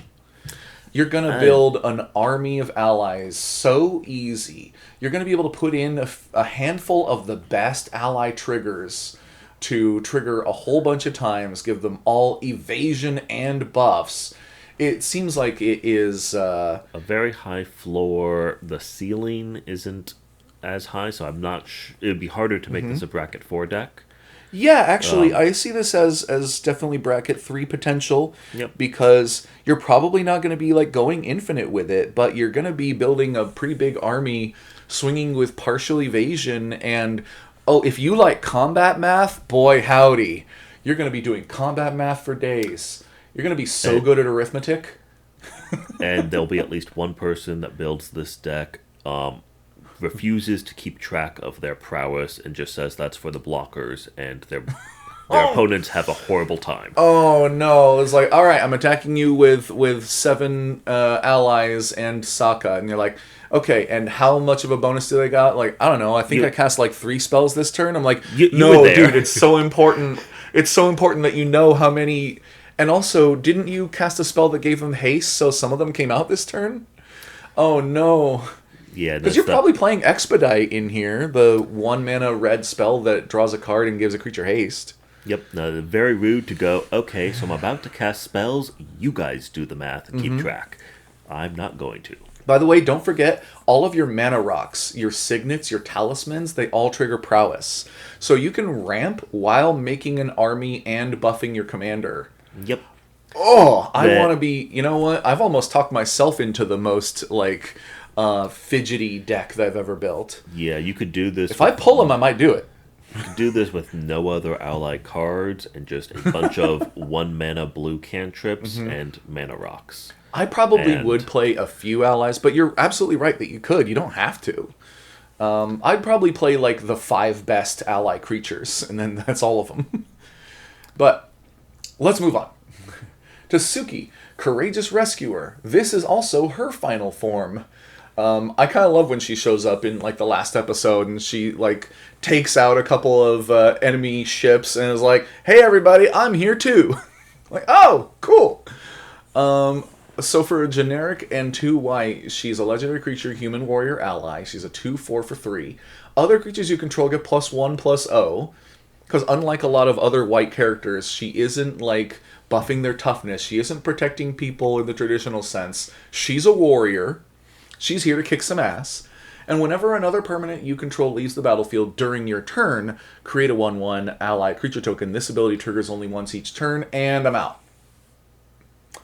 This ability triggers only once each turn? What the heck? We just looked at a guy who's like completely unchained and gives evasion and also triggers whenever you like pick up a penny off of the sidewalk. Champion. What about... Oh, the champion mechanic? Yeah, if you blink them, they... not this one, not that one. I'll find him. But if you blink him, then... they leave, they trigger her, and she can... So that makes an ally token. Okay. And then... Okay, I think there's only 1 white champion, but I'll find it pretty soon here. I thought there were more. There's 2, and one of them has Champion Akifkin. So with this guy... There's some that I think work the same way. Let me check a deck. She combos with Changeling Champion. I mean, there are certainly others that do stuff that's similar. In fact, they eat them. Strangely enough, there's a lot that do something similar, but you usually use them as removal on your opponent's creatures. Fiend Hunter comes to mind. Yeah. Fiend Hunter. When this creature enters, you may exile another target creature. When this creature leaves, return the exiled card to its owner's control. And you could play a deck that has like every one of these, and then they can flicker each other. And yes, they would give you value while you're setting up, and once you have 3 of those, they can eat each other in a loop. Yeah, and you'll get 1 ally and then pass the turn. If you can include her in the loop. Oh, then she gets flickered. You flicker her too. Oh. Then it's a new one of her, and you have infinite allies, and you swing there next turn. You go. That's it. That cracks it open. Okay, I'm back. All right. Now, still probably not the most satisfying deck to make, but yeah, it is possible. So if you're playing against her, ask if they have a bunch of those, or if that's the game plan. honestly, I think the deck is bad otherwise. So, I mean, I think Yeah. I want to put her like here, where I mean, are there enough of those cards? Actually, it does say permanents you control. So you can play Oblivion Ring and Blinding Light. There are actually, now that I think about it, a whole. If you include enchantments, there are a whole lot of cards that have that effect. You would just, yeah, want to have her being one of them. Okay. Also, if you use Fiend Hunter to exile Suki, no, it says another permanent you control. Okay, so she does not make an ally when she leaves. So that does mean that every other flicker that you do would have to be on her for no value. And then you get value the next flicker. But Yeah. there and there are infinite loops that you can do between 2 or 3 flicker creatures, but then you have to loop her, A little bit harder. which breaks Yeah. the loop. So I think that does put her in questionable to me. I'm not sure that you can make this work. But there are certainly a lot of things that can trigger her once. So, I don't know. Other There creatures getting are +1 one, +0 is okay. But, I don't know. Actually, I don't know how you're winning. Whatever. I think she's solidly unquestionable then. There's at least like 12 Fiend Hunters. Just looking at a previous deck I had that used them. Okay, and then she will count the enchantment ones as well. And so, yeah, so more. And yeah, I it's, think there's about 10 more. and So I think if it's been a while since I've done the math, but if I remember correctly, if you have one of them eating her and then you just cast 2 more, you can start the loop, which lets you include her in it. maybe But yeah, I more think moving that parts and so one of them has to exile her. Yeah. And then one of them has to exile the one that exiled her. Yeah. And then when she re-enters the battlefield, she does not trigger one of No. those effects herself. So I think every time that you come around and get her in the loop, you have stopped the loop. uh, I think. So I think I'm gonna leave it there. I personally don't think that this works as an infinite combo with any reasonable measure. definitely double check the math, and even if you do, it's probably not worth it. And the benefit is that you get a 2/1. Yeah. No, I mean, dang, there's so many better out here. And I don't think that she's particularly good in the 99. Even in an airbender deck, you'd need to be airbending and allies, and then still really, really struggle to get a 2/1. So, anyway, is the uncommon version of her better than the rare version? Doubt it, but let's see. Actually, the bar is set low in this case. 2 generic and 2 green-white hybrid for a legendary creature human warrior ally. Suki's power is equal to the number of creatures you control. That's good. And when she attacks, you create a 1/1 ally creature token that's tapped and attacking, and she's got 4 toughness. I like this. Yeah, the 4 toughness is commonly enough. Yeah. And yeah, if you really want 1 token generated a turn, then this isn't bad, and she has the upside of doing a lot of damage herself. Yeah, I mean, so obviously in green-white, those are the best colors for going wide. Making lots and lots of creature tokens. You're doubling seasons. You're growing. Your anointed processions. All that kind of stuff. So when you make 1 token, you make 2 or 3 or 4. Note that if you do have anointed procession or something like it, and you create a white ally creature token that's tapped and attacking, if I remember right, the rules will copy the rider that goes along with it. Believe so, yeah. I believe that the token that any additional tokens also say that they are tapped and attacking. You might want to double check that at some point because I'm not seeing any new rulings for any avatar cards yet. I don't know why. I thought that was something that they release with the pre-release notes for judges, and then it gets put into Gather, and then it gets put into here, usually the same day. But maybe these cards are so uncomplicated that they don't have any rules for them, or maybe they're underestimating how useful it could be to have a clarification. But also that's interaction between two cards. So regardless, you could easily go wide with this, and when you do, her power becomes very large. Now, she doesn't have evasion built in, but white and green have a lot of options for giving trample or flying or first strike, or even vigilance would be pretty good to have just a big creature that can attack somebody and then still block on all your opponent's turns. That 4 toughness is a bit limiting. For blocking, yeah. A bit. But I'd say that you can usually find an opponent who doesn't have a good blocking situation, who would have to lose something of value in order to trade with Suki, and Suki will make value along the way while doing it. I think that this has low potential, shall I say. I don't think she goes in high potential. Yeah, the ceiling isn't super high. But yeah, you could make a mildly interesting bracket 2 or 3 deck. I'm going to say, let's see. Oh, and is she better in the 99? I doubt it, because, I mean, you would maybe want to be playing... you could play her in an Allies deck. If actually... Oh, no, I was thinking you would play her in the Sokka deck, of course, and being, boyfriend and girlfriend, they would go together very well, because you'd be making ally tokens, you'd be giving them menace and prowess. Oh, wait, green, not green, never mind. They can't hang out, actually. Yeah. Just you could generic. play her in a Katara deck, and I think that would be okay, but not that great. Something to consider for generic token attacking decks, especially if you want multiple procs of a token rather than making 5 at once. Oh, true. I guess if you're building a green-white, like, go-wide deck, and you just want more things that generate tokens, this is a decent one. It is 4 mana to cast, which, is...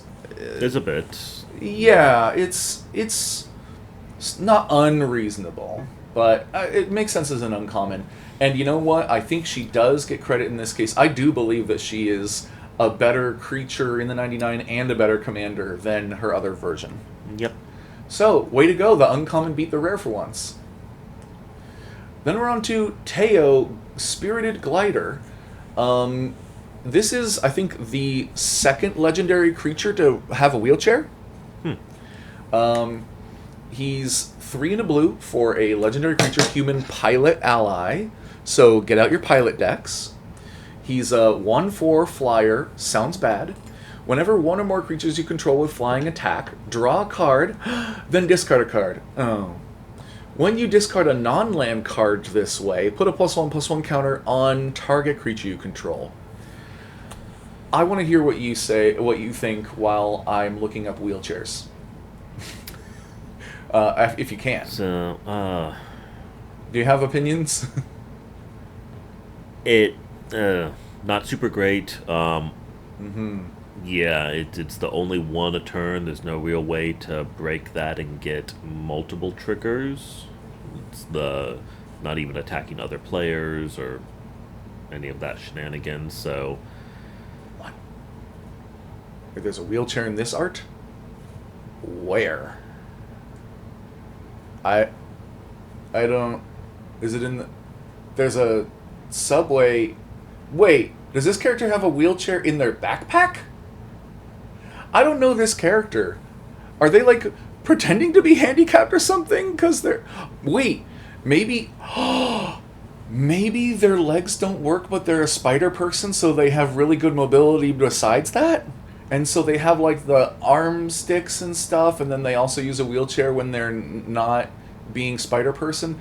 I don't know who this character is. But I guess that must be a collapsed wheelchair back there. Okay, so that's another legendary creature with a wheelchair. The other one that I was thinking of is Duretti. He's a wheelchair guy. Anyway, I have detracted pretty well from the actual matter at hand, which is how good is this commander. I don't think he's very good. Yeah. No. In fact, I think that this one absolutely qualifies as lame. How lame? somewhere around here probably, like the middle of lane. In part because he's a 4 mana 1/4. In part because it says one or more creatures you control with flying attacks. You can only get one trigger no matter how many flyers you attack with. You draw and then discard. So it's not like you can even just draw a plain old card and then you have to discard non-land cards in order to get a single counter. Everything on here is so held back, you know? Does say pilot. Maybe that will get broken in a couple years. But you know, you are technically correct that it is possible, but I gotta say, I don't think so. In fact, how many cards are there that care about pilot, I wonder? There are 15 cards that care about pilot, and I imagine that most of them are ones that make pilots. yeah. This one does, this one does, this one does. So there are Point almost being- no pilot synergies out there, and the few that exist aren't necessarily blue. But I understand that you're talking about a hypothetical future. Yeah, it's the 16th pilot is a little bit more useful than the the 30th pilot. Yeah. So and not great. But And yet, I think 5 years from now, when we do Aether Drift 2, and pilots are suddenly sick, honestly, I still don't think that he makes the cut. probably not. So, now we have the Boulder, who is ready to rumble. He is 3 mana, 3 generic and a green, for a legendary creature, human warrior performer. And I think that's enough of that. But performer, I'm so glad that they put performer on here. As a creature type that I believe debuted in Unfinity, that actually does have relevance in other settings, and that they've left off of a handful of cards that probably should have gotten it. I'm glad that they were like, you know what, this guy, he's a wrestler, but he's like a stage wrestler. So, could he be a warrior? Yeah. I mean, we do see him later on in the show get hired to go chase some people down, and he does some, like, actual fighting. Although, he is at least as much a performer as he is an actual warrior. So, that said, the magic card is a 4/4 with whenever the Boulder attacks, Earthbend X, where X is the number of creatures you control with power 4 or greater. I like any card that says whenever this attacks, and then the ability is kind of strong, and Earthbending a number could be It's kind of good, strong. and it does snowball with itself. And he's a so- 4 mana 4/4 to start with. So, yeah, he will Earthbend 1, and he passes the vanilla test. yeah, once you have X is 4, then it keeps adding to that. Yeah, and aren't there other, like, green commanders that, let's see, including this color, that care about, what was it, power 4 or greater? Yeah. Power greater, and I'm also going to put in legendary. And let's see what I can do here. And I want to keep that doing EDH rec rank. Okay, Kutzel isn't going to do it. Selvala maybe. Goreclaw is really what I was thinking of. Goreclaw. In comparison, Goreclaw is a 4 mana 4/3. He's a little tougher than a bear, surprisingly. Creature spells you cast with power 4 or greater cost 2 less to cast. Ooh, okay, so Boulder is good in a Goreclaw deck? Yeah. And whenever Goreclaw attacks, each creature you control with power 4 or greater gets +1/+1 and gains trample until end of turn. Now, this may not look like much, but honestly, Goreclaw has been a kind of budget mono green beatdown commander, like a role player for a long time. I've seen them show up from time to time and be solid for years. Surprisingly, when was he first printed? Like, okay, yeah, way back here in M19. Wait, that can't be right because that's already got the little thing down there. No. When's the oldest print? Oh, Okay, yeah, that is the oldest print. Okay. In any case, Goreclaw's still kind of good in that it cheats mana and it gives your creatures more power and toughness and trample. It does boost all of your creatures, himself included. So, is. But. Is the Boulder just better in a Goreclaw deck? Or Goreclaw better in a Boulder deck? I think it is kind of both ways. I think you would play both in both. Yeah. But cheating on mana cost is much more powerful than turning a land into a creature. Unless you're going to have that land die and come back and repeatedly, which it only does the thing one time. So, you know what? I think this is an excellent candidate for better in the 99. Because honestly, the guy seems all right. I don't think that he's a terrible commander, but he's far from your best earthbending commander, and he's arguably not your best 4 mana or 4 power or greater matters commander. Yeah. The free earthbending is effectively getting you a creature card that you didn't have to spend mana on. So it's True. still a little bit cheating draw and ramp. Okay.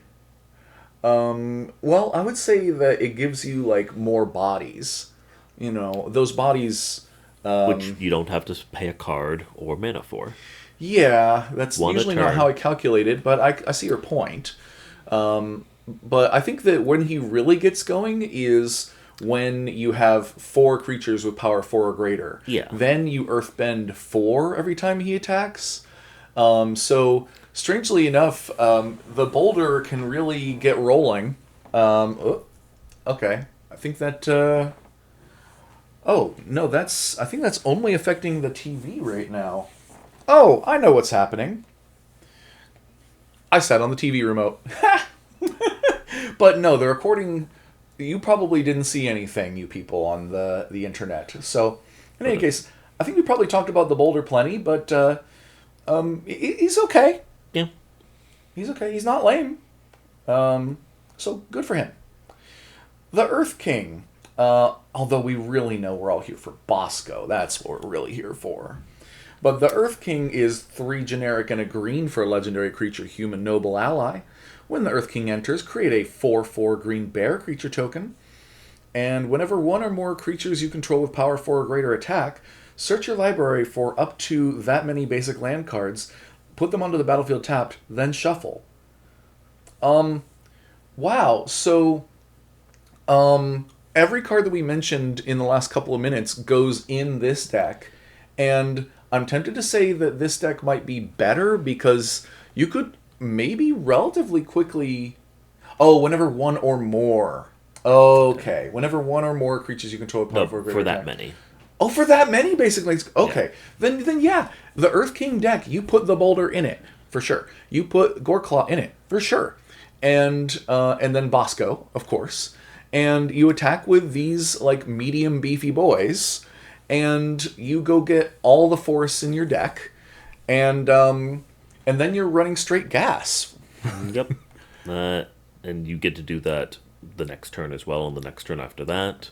Oh, So, yeah, I mean, I think that you would be able to pull all, like, 30 basic forests out of your deck pretty quickly. It'll be in, like, I don't know, maybe 4 attacks or something, but... Yeah, and there's Still. you legitimately might want to have 60 forests in that deck. Actually, that's a good point. Dungrove Elder is an old card that I haven't seen in a long time, and yet maybe it's time to dust this guy off? And then he's a 3-mana star with hexproof, and his power and toughness are each equal to the number of forests you control. Yeah, great beater in there. You'll need, multiple 4+ beaters, and then just a little bit of evasion / overrun. There's a lot of very stale ways to do that in mono green. Goreclaw is going to be your best because of the bang for your buck. And not only does it give all your creatures trample and +1/+1, but also it makes the 4 power or greater creatures cheaper. So actually, wait a second. Did we just find actually just another card that is good in the Goreclaw deck? rather than another deck that is good to put Goreclaw in. I think this is better than the Goreclaw deck. You know, oh, yeah, because he himself isn't a 4/4. But he So even creates though he one makes a 4/4, he won't be a creature spell with power 4 or less. Yeah. So you would still Still have to pay 4 mana for the Earth King in a Goreclaw deck. But yeah, so I think I agree then that the Earth King does seem like a really good commander, actually, considering there's an archetype here. Yeah, a little bit less creative of a deck, so not scratching my particular itch. Oh yeah, because this is just- actually probably going to be somewhere around the like Momo Tempest Hawk deck of like you could probably build a $50 deck that slaps for bracket 2. uh, if you include a couple Crater Hoof Behemoths, it's probably a bracket 3. Okay, And if so you have if you have first 30 off, don't play a couple Clear Hoof Behemoths in any deck. You're only allowed to play one. Second off, Overrun. don't play one in bracket 2. Personally, I think the Crater Hoof Behemoths should be a game changer. Yeah. Just because I think that, like, in bracket 3, that is okay. But you should be putting that against your, like, number of checks for, like, nutso things that you're going to be doing in this deck. I don't think it should be banned or anything, but I do think it should be a game changer because it is the most powerful thing at what it does. And it is the most common finisher in green. But regardless, Crater Hoof is also quite a bit of money, and you can play like 3 other cards that are similar to Crater Hoof, as I'm sure you were actually meaning while I was willfully misinterpreting you. And some cards like Blanchwood Armor, too. I actually turn anybody into the Dungrove Elder. Yeah, I like this card. So Earth King seems like he's got good potential. Yep, the mono green limits you on offensive interaction, still has a good amount of protection, and the fact that you can have 30 lands after a couple turns means you can replay anything that died. But yeah, will be a little bit straightforward of a deck. So you have to want that playstyle. Yeah, I would say this is the opposite of a deck building challenge. This is, if anything, it's the most straightforward deck building challenge. Like, I love commanders that are deck building challenges that are, say, like, if you do this moderately difficult thing and maybe even this other moderately difficult thing, there's a pretty cool reward. And he is like, if you're playing green and you play fairly large creatures and you want to get lands, boy. And it's like, okay, yes, I am playing green. Those are the things green does. Yep. And yet, I think that would play quite well. So, I think we've said enough words about the Earth King, though. As we go on to the only non-creature in this set that can be your commander, the Fire Nation Drill. It's 2 generic and 2 black for a legendary artifact vehicle. It's a 6/3, which is why it can be a commander. Just as a reminder, the update to the commander rules as of Edge of Eternities is that if it's legendary and it has a power and toughness box, then it can be your commander. So that has retroactively allowed a lot of vehicles and space and a few spacecraft. But that's it. Otherwise, we're still where we're at. But this is a 6/3 with trample. And when the Fire Nation Drill enters, you may tap it. When you do, destroy target creature with power 4 or less. Oh, yeah, because that can only destroy a creature of a certain strength. Certainly that drill would, run out of steam if it ran into a medium to large creature. But good against walls. Oh, yes, very good against walls. And for a generic mana, permanents your opponents control lose hexproof and indestructible until end of turn. I love that phrase. I love that ability. It will lead to a very mean deck. That will just has you destroying your opponent's most beloved things, and there's nothing they can do about it. And that will mean they want to retaliate and No, The deck I might not be able to handle that. No, okay. You know what? I disagree with you on this one. I can imagine what you're talking about, but I imagine it also a different way that you can take some wizard out of his tower and bring him down to earth. You can take a god and snatch his halo and then kick him. All right, that permanence your opponent's control, losing hexproof and indestructible until end of turn is not like picking on the guy who's already struggling. It is taking the guy who is untouchable down a peg and then hurting his toes with the drill. I love that mechanic, and I think that it's even more fair on a 4 mana card, and even more fair if it's in the command zone, so people know that, like, hey, hexproof is gonna have an unless written on it this game. And they can choose whether or not they want to play against that, as is the case for a lot of actually toxic stuff. But generally, I think that every creature, you have to jump through a hoop in order to kill it. And then you put hexproof on top of that, that's another hoop. And this just removes one of those hoops and you're back to normal again. And I think that is inherently fair. And destroying a creature of medium to small size, unless it is the walls of Bossing Say. Which, of course, if you've seen the show, this is exactly the matchup that you expected. The Fire Nation drill is custom built to destroy the walls of Bossing Say. So not only can it kill a 30 toughness wall, it can also take away indestructible from the other permanents that it was protecting. The flavor is immaculate. Yep. Okay? So, but, now that we've discussed a lot of those implications, though, as a commander, how good is it? How good is this thing if it's leading your deck? I mean, okay, if your commander isn't a creature, then that means that you can make asymmetrical effects like Damnation and Toxic Deluge. Yeah. Every mono black board wipe that's a sorcery, which is almost all of them, becomes even better in a deck with the Fire Nation drill.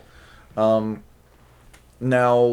the timing is a little awkward because you'll have a hard time crewing the guy on the same turn that you board wiped, because you can either tap to crew and then he dies in the board wipe, or you can do the board wipe and then the guy who was going to crew it is dead. You can be used to crew with summoning sickness, correct? That's true. In fact, does So crew... Play him, play board wipe, play some more creatures, tap them to crew him, swing to an empty board. Okay, so in that case, I think that your objective, strangely enough, might be black, and then creature, and ideally then ones that do ETB or sacrifice shenanigans. Power is greater than or equal to 2, and we'll arrange by mana value. Actually, no, we'll just make mana value of like 1 or less. How about? So there's got to be a few, right? Less than or equal to 1. Because I think that it's most reasonable to do a board wipe and have 1 mana left over for a guy that you can try to crew the drill. And who are our potential drill pilots? 36. Oh my! This guy doesn't count, but Ormondal doesn't count. But Gravecrawler, heck yeah, absolutely. Forsaken Miner, Bloodsoaked Champion. None of these guys can block, but hey, who cares? They don't need to block. Your opponents won't have creatures. Yeah, you just put 10 board wipes into the deck. Bloodsoaked Champion is the best for this. Look at him. Yep. I mean, you raid and bring him back. He's okay. The Fire Nation drill, considering that you have that sick play that you can do, very viable. Yeah. Very mean. Oh, and also, of course, With most commanders, you're trying to ramp them out as soon as possible. Maybe you do that here, maybe you don't. The Soulstone, Arcane Signet, Soul Ring, whatever. But when when the drill enters, your opponents have had a few turns to build up some stuff. So you can kill probably any creature that exists on the battlefield when you get this guy out for the first time. Yeah. You choose their Mana Dork, you choose their Esper Sentinel, you choose their, whatever is the most useful creature that exists on the board at that point, and then I guess the only issue left is that you're swinging with 6 commander damage instead of 7. Yeah. And you pack your deck with guys like this and board wipes. Is that fun? Not to play against. Not to play against, so you know what? I'm putting them at the bottom of high potential. Yeah. Because I think that's going to be, if you build it just right, if you tweak all the knobs and the dials and you adjust it so that you're getting those pieces consistently and you've got some removal and card draw and everything's working just right, I'm going to hate you. Which means that... Because you're going to get a board wipe at least every other turn. And it's a very... pass or fail zero-sum deck where either your opponents are not having fun or they have removal as well and then you're not having fun. Oh yeah. And Okay. So I can't advise enough then. Maybe don't build this, but it might be kind of good. Yep. Powerful just doesn't get you invited back. Also can go into Sisay. Yep, but we got to keep rolling. The Lion Turtle is a generic and a green and a blue for the legendary creature Elder Cat Turtle. Now that's a creature type line. 3 mana Elder Cat Turtle who's a 3/6 with Vigilance and Reach. Simic, you really have gone too far. And when he enters, you gain 3 life. What are you doing? It can't attack or block unless there are 3 or more lesson cards in your graveyard. That's actually... yeah, and it's a Mana Dork. That's actually not that bad. You're not stuck in a monocolor for the lessons, so you have the original lessons plus a bunch of blue ones and a bunch of green ones. I mean, this could be fun. I mean, I like him. You could do lesson stuff. I'm not sure that'd be super powerful, but sure, Yeah, it might I be mean, possible. 3/6 Vigilance Reese. Of course, you want to get it in the. But I will say that unlike some of the other lesson commanders, you're right that it's not one that you desperately need to have lessons in the graveyard before it does anything of use. This thing has some use beforehand. It could be a good counterweight commander where, yeah, you just have your 3-drop being a Mana Dork. And that means you don't need any others in the deck, and that opens up a ton of slots. It reminds me of a Rixmathies. There's better Mana Dork commanders. Yeah, although most of them are mono green, I think. I'm struggling to think of a blue-green commander that makes mana. The partner that taps for the equal to the number of cards you've drawn that turn. That guy. I know that you're right, but I don't remember him. Or them. Whatever. In any case, there are 36 lessons in green and blue. You don't have to play all of them, of course. There's some of these decks that we've discussed where in order to make the lesson thing work, you want to play literally all of them. Like if you're playing mono blue, you probably want to play all of them in like a grand deck. But in this deck, because there's 36 and because it's not absolutely necessary, you could play half, maybe less than half. Maybe you play like 15 lessons and you cut it down to just the ones that you think are kind of useful. And then I think this could be, well, but then even like full potential unleashed, how good is this guy, I guess? I mean, if you throw in a bunch of bad lessons, now you have a blocker and or a Voltron 3/6. Not great. So I'd mostly just use them as a Mana Dork, and there are ones that do that better already, in the same colors or more. So it is a good thing. It's just we have that much better already. Okay, you know what? I'm going to put him in questionable. I'm going to put him between the two Sukis. Okay, because I know that you're probably trying to tell me that he's lame, but honestly, there's a part of my brain that will not accept a 3 mana 3/6 vigilance reach, gain life, make mana, even with that restriction The on floor it, isn't where you super have to low. play, a dozen pretty good spells, but not the best. Oh, he took how many in the graveyard? Three. You do have to have three. A So dozen won't get you there right, too right, well. actually. So while you don't have to play 36, 12 is probably too few. Yeah. Personally, I'd probably play still like half or more of these. And I some of those are not going to be that good. So that's why I think I guess to average out my feelings and your logic, I'm putting them in questionable.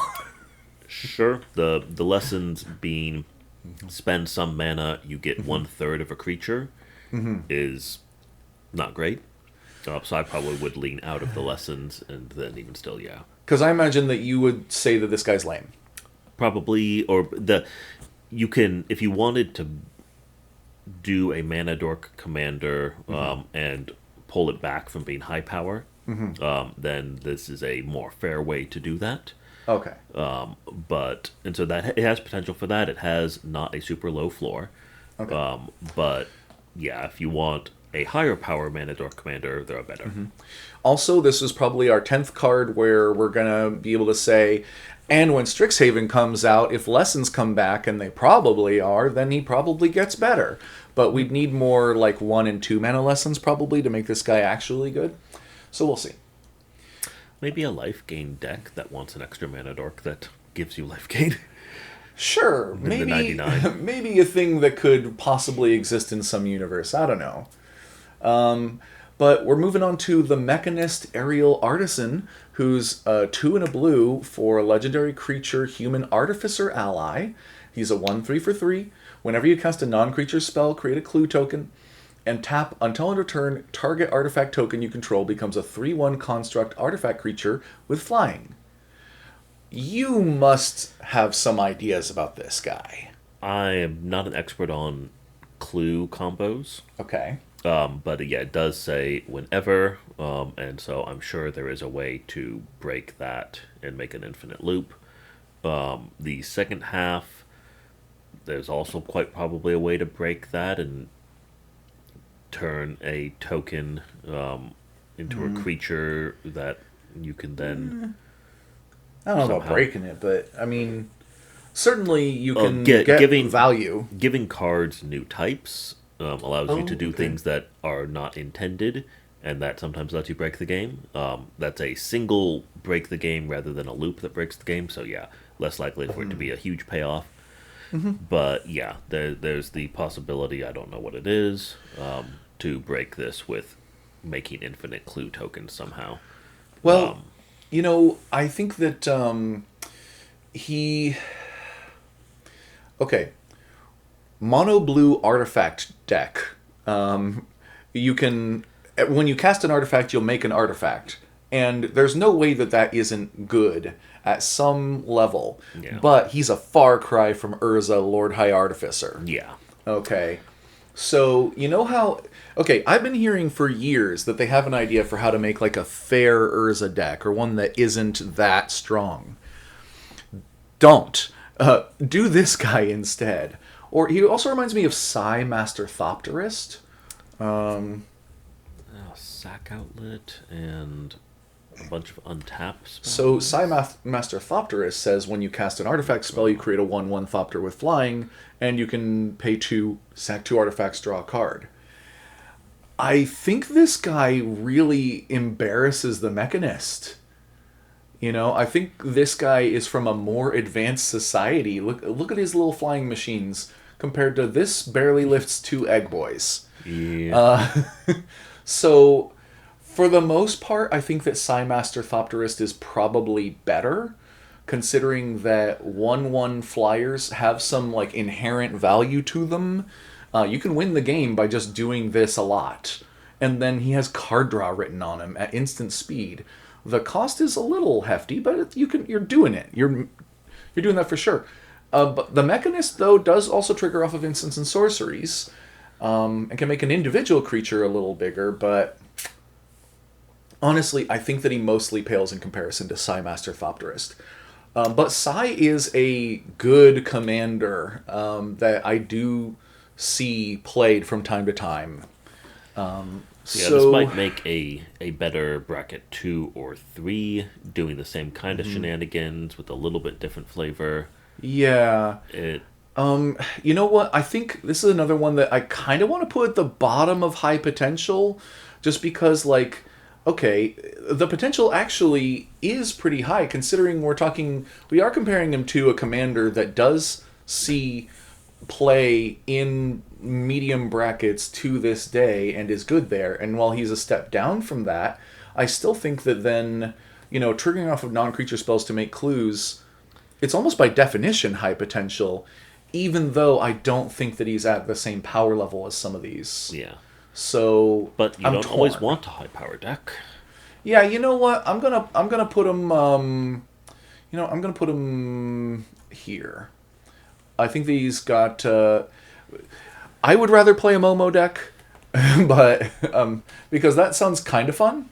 But this guy, I think, is a little bit of a puzzle. Probably not too difficult to figure out the puzzle, but If you want to play mono blue, you probably want that puzzle anyways.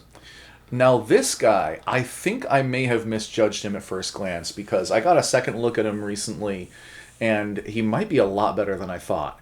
So the Unagi of Kyoshi Island is 3 and 2 blue for a legendary creature serpent. I actually wish that it said serpent fish because Unagi is literally Japanese for eel, and eels in Magic are fish. So, but regardless, serpent does apply very, very well. So 5 mana for a 5/5 in mono blue with flash and ward waterbend 4. So it's a little easier than ward 4, but still oof. And whenever an opponent draws their second card each turn, you draw 2 cards. So, I mean, he's no Consecrated Sphinx. He's no Consecrated Sphinx. Yeah. But, like, he's kind of Fairy Mastermind in the command zone with Waterbend, with Ward. Like, you familiar with Fairy Mastermind? Yeah. Okay, just to make sure everyone is. It's a flash creature that says whenever an opponent draws their second card each turn, you draw a card. This is a flash creature that says whenever an opponent draws their second card each turn, you draw 2 cards. And sure, it costs significantly more, but also it's a big body and it draws you twice as many cards, and it has built-in protection. It's 250% more mana. That's True. a lot more mana. But first off, that means that in the early game you play Fairy Mastermind. In the late game you play Consecrated Sphinx. And in between you play the Unagi of Kyoshi Island.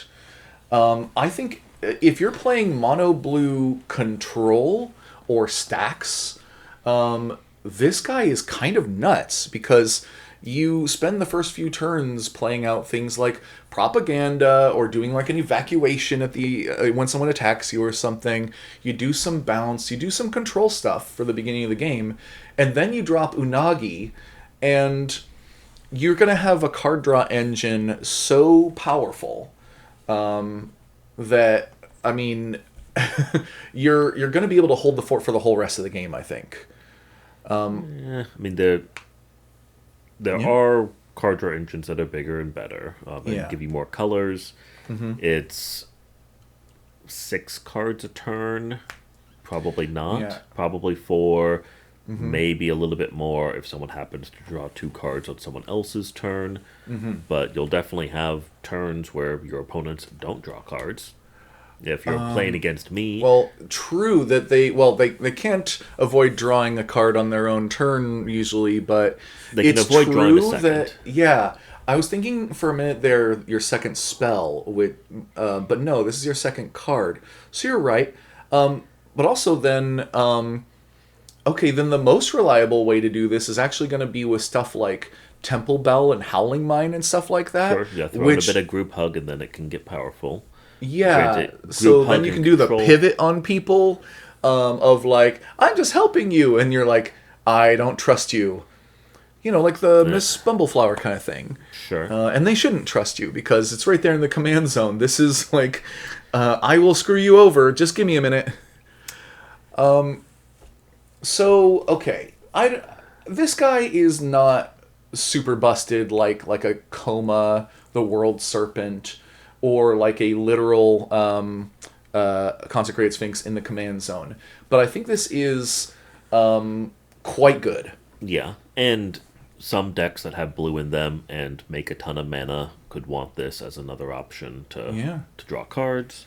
So personally, I kind of want to put it like here or maybe even here.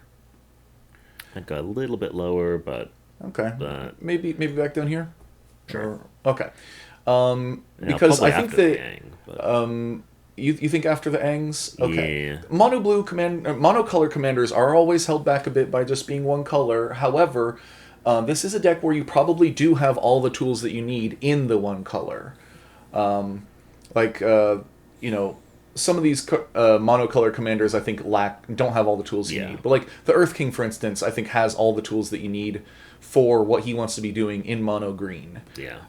Whereas some other monocolor commanders don't. So, but yeah, I think this is quite good. Then we get onto the Walls of Bossing Say, and as a commander, what are we doing?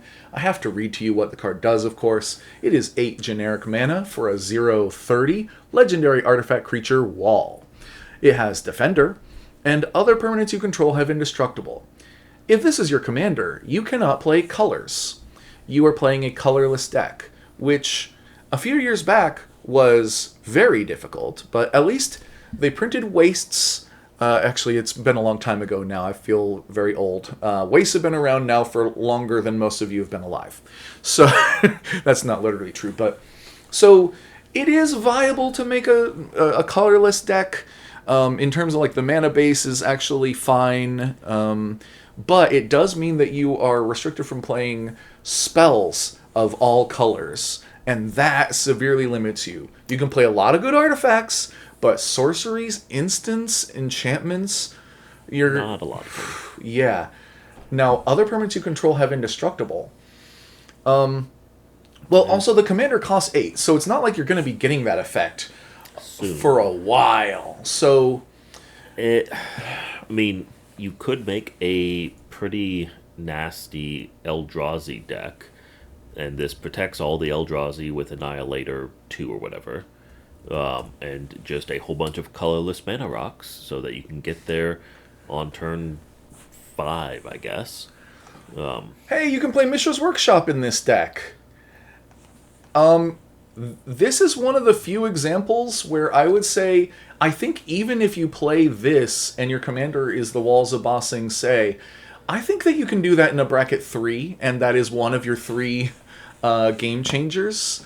I think that's probably actually still going to be fine.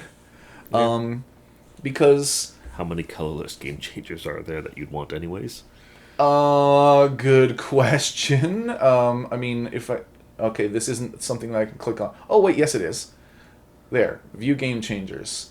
Sorted by color. Okay, so I'll just go to the end of the list. And you would, in this deck, possibly play Tabernacle. Oh, by the way, did I mention that this card is $3,000 to buy legitimately? Yeah, Don't spend money that you can't afford to lose, like in the couch, okay? So if you can afford to lose $3,000 in the couch, maybe buy yourself a Mixer's Workshop. Or if you're an investor, or I don't know, whatever. Regardless, Field of the Dead is okay, but not that. You'd play Ancient Tomb 100%. Yeah. 100% Ancient Tomb. You'd 100% play Mana Vault. Ooh, actually, now you have to make cuts. Grim Monolith, Mana Vault, Ancient Tomb, Workshops. you have more than 3 game changers The that you One would want Ring. to play in a deck like this. The One Ring would also be potentially. Oh yeah, the One Ring is Yeah. great. It doesn't directly do the most important thing that you need, which is to like make lots of mana, but There's a lot of. arguably a better card than most of the ones that we just named because it draws in colorless. Yeah, and there are like 30 mana rocks that tap for colorless. But why?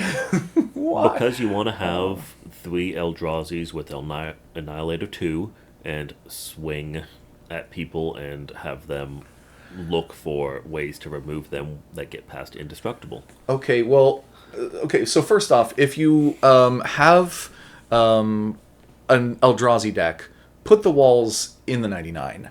I don't think put it as your commander. That's crazy talk. Because there are commanders like Kozilek.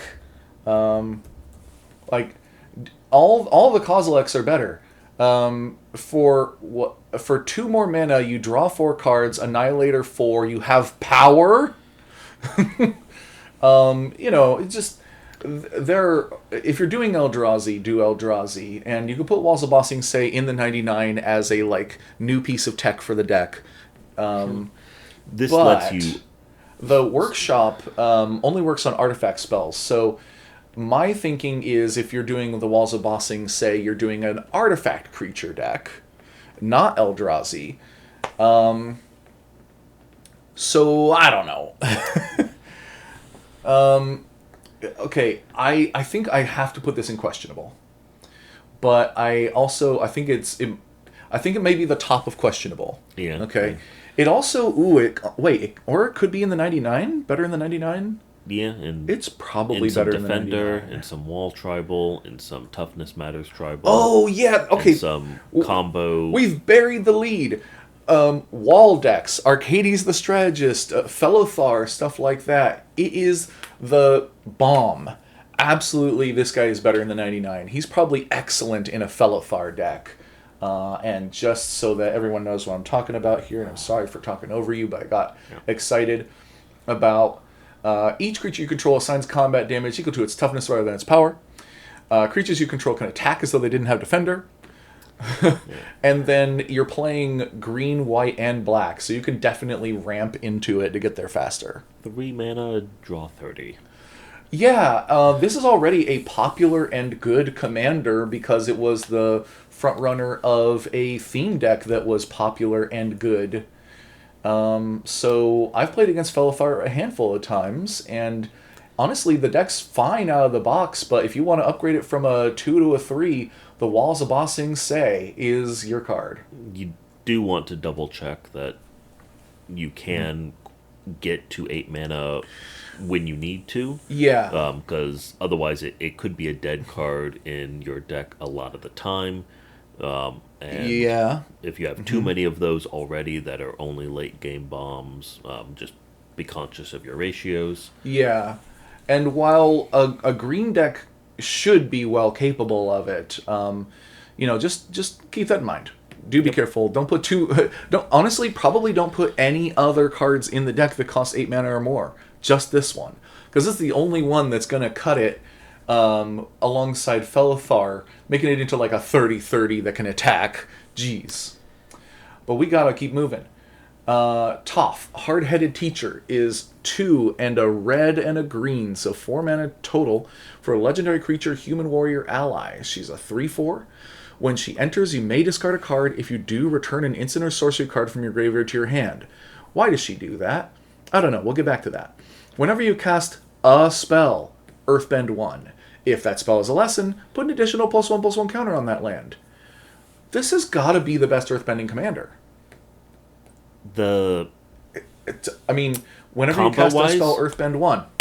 Yeah. Yeah, the definitely looping combo stuff, shenanigans you can do. If you want to just fair Earthbend a lot and pseudo storm off and have all of your lands are now Earthbent creatures, definitely doable, definitely possible. Yeah, definitely one of the better options for that.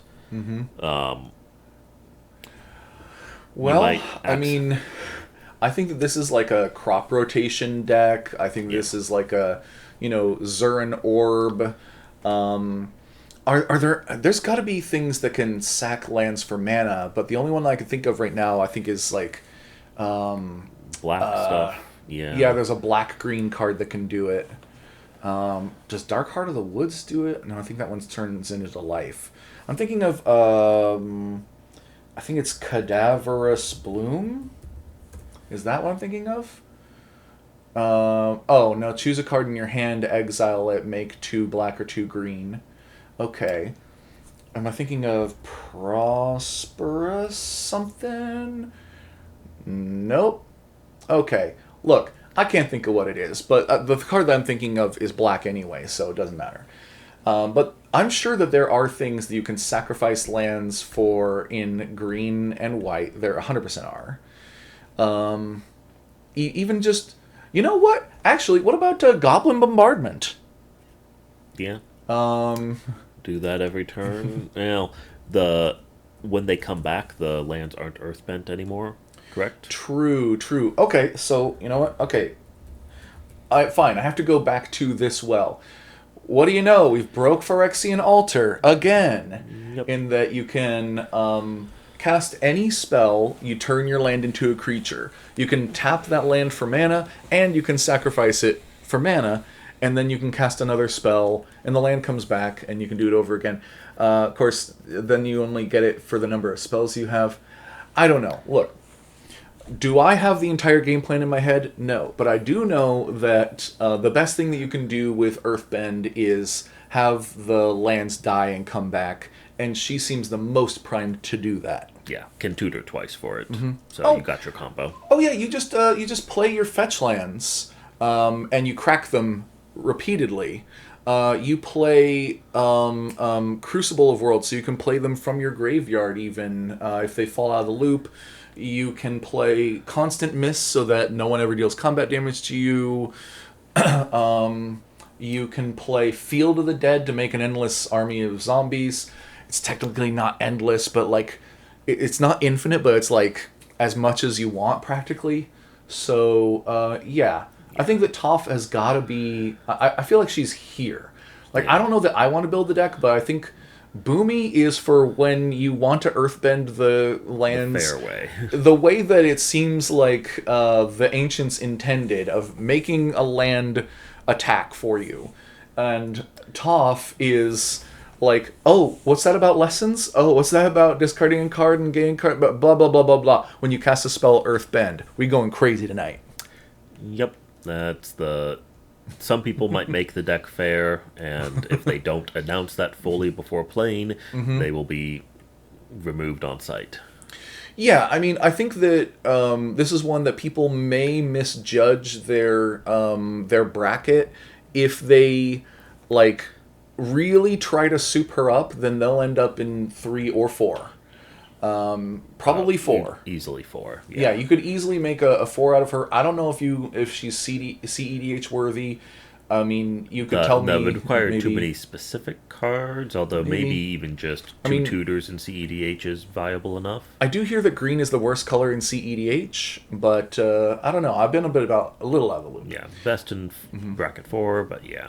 Yeah, and you could do it in bracket 3. You could even do it lower if you are like if it's the pre-release special where you took all the lessons and the Earthbend cards and you put them in a deck and stuff. But when you optimize her, she's going to quickly leap out of that bracket. Yeah, it'd be really easy to have a deck that starts off much lower. You swap out 3 cards and oops into a combo loop. Yeah. And now it's most of the time bracket 3 and sometimes bracket 4, and therefore you either have unfun bracket 3 games or your opponents have unfun bracket 3 games. So just keep in mind, if your opponent tells you, like, hey, I think that deck might be a higher bracket than you think, or, hey, I think that deck might be a lower bracket than you think, if they have more experience playing at local game stores and against random people, their sample size is larger, they probably know what they're talking about. Alternatively, if you're playing kitchen table Magic against them and you're the one with all the experience at against randos, you probably are the one who knows what you're talking about. With that said, let's look at Toph the Blind Bandit. This is, I can't say episode 1 Toph because she wasn't introduced in episode 1, but this is like her first episode, and she's an uncommon, so it makes a little more sense for that. She's 2 and a green for a star 3 legendary creature human warrior ally. When she enters, you earthbend 2, and her power is equal to the number of +1/+1 counters on lands you control. Okay, so It's another fair. creature with a finite toughness and a uncapped power, but nothing that really synergizes. I mean, okay, there is something that synergizes with it in the same way that Suki is, in the sense that, like, okay, it does add counters to lands, but it does it once. And so, as written, she is a 2/3. And another 2/2 that is a land. This seems pretty unimpressive to me. You could do earthbending shenanigans, and it's fair and decently powerful. I honestly, But yeah, I'm thinking like here. the ceiling's not super high. No, I think that she is one of the. She's not the worst earthbending commander. That's Boomy, King of the Three Trials, or Haru, Hidden Talent. There are worse earthbending commanders for sure. She's not bad per se, but she's outclassed multiple times over. Yeah. But if you wanted to have a fair bracket 2 earthbending deck, Yeah, this would let you achieve that. yeah, Where most of the other earthbending ones will oops into. yeah. This is gonna Bracket oops 4. into bracket 4. This is gonna oops into bracket. Well, I Bracket doubt you're 4 or gonna 5. oops into bracket 4. Actually, yeah, we've been seeing this in bracket 5. Hopefully, you don't oops into bracket 4 with Toph, because you should know better. You should realize what you're doing as you're doing it. That I love this art style, by the way. I really like that whole vibe. But Toph, the first metal bender, is a red, a green, and a white for a legendary creature, human warrior ally. She's a 3/3 that says non-token artifacts you control are lands in addition to their other types. And at the beginning of your end step, earthbend 2. Now, do you recall why this is so good? Well, giving cards types they didn't already have lets you break the game. The candelabra is the most common way they're breaking the game with this.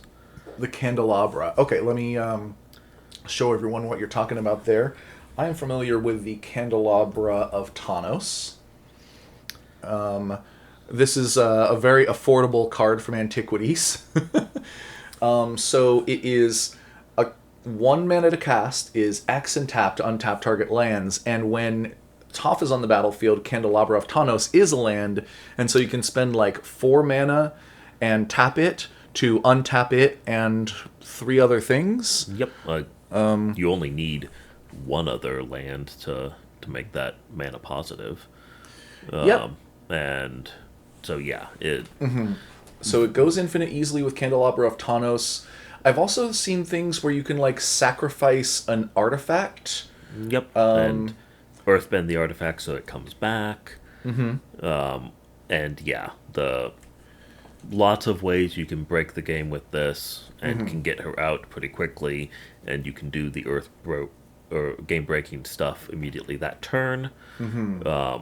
For the CEDH stuff, it's decent colors, no blue. For bracket 4 stuff, the green lets you get them out fast, and yeah, you can. So I think you've probably heard about the Cade Sun interaction here. Yes. So Cade Sun with Toph is wild. So the main thing you need to know from Toph, of course, is that Cade Sun will be a land. Say you choose red. So then now, Cade Sun as a land. Wait a second. Actually, they don't gain the ability to tap for mana? No. Okay. Well, But they do prevent you from winning the game. okay. Cade Sun says whenever a land's ability causes you to add 1 or more mana of the chosen color, add 1 additional mana of the chosen color. So, if this is a land, then whenever you tap any other land for the chosen color, like red, you produce a red. And then Cade Sun's ability triggers to produce another red.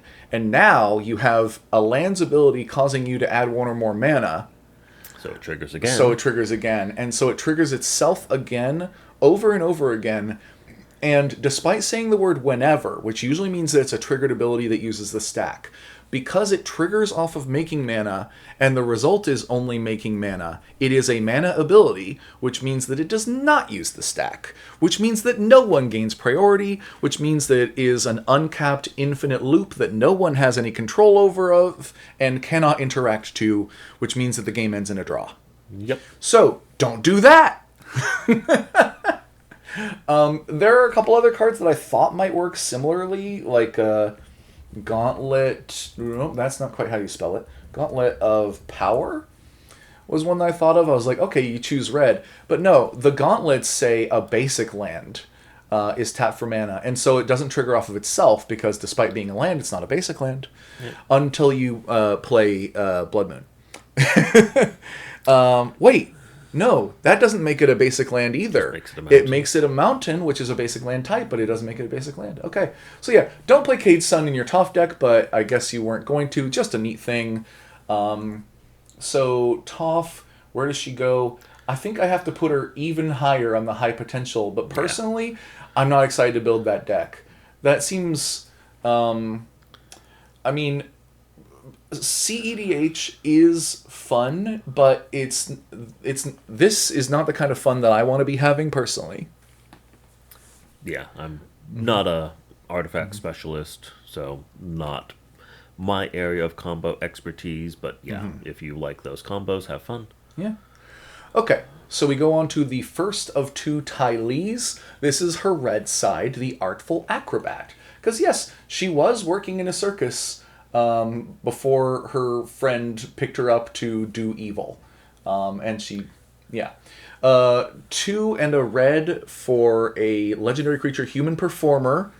Love to see Performer again. 3/2 with Prowess. Whenever Ty Lee attacks, you may pay 1. When you do, target creature can't block this turn. Okay, so we've seen a couple of creatures today with Prowess with different takes on it as commanders. The other one was also her best friend, right? The 2 that that Azula brought on her trip with her. They both have Prowess and another ability. This one, you can pay 1 to make it so that somebody can't block. So it only triggers once per combat. So you can only turn off 1 blocker. So if somebody only has 1 blocker, then you can bully them. And Prowess, of course, has decent potential. But honestly, I think we said most of what we would want to say about Ty Lee already about Mai. Yeah. Except Mai, I think, is 1 mana cheaper than this. So, honestly, I don't think that Ty Lee is very good either. Mostly because she's mono-red.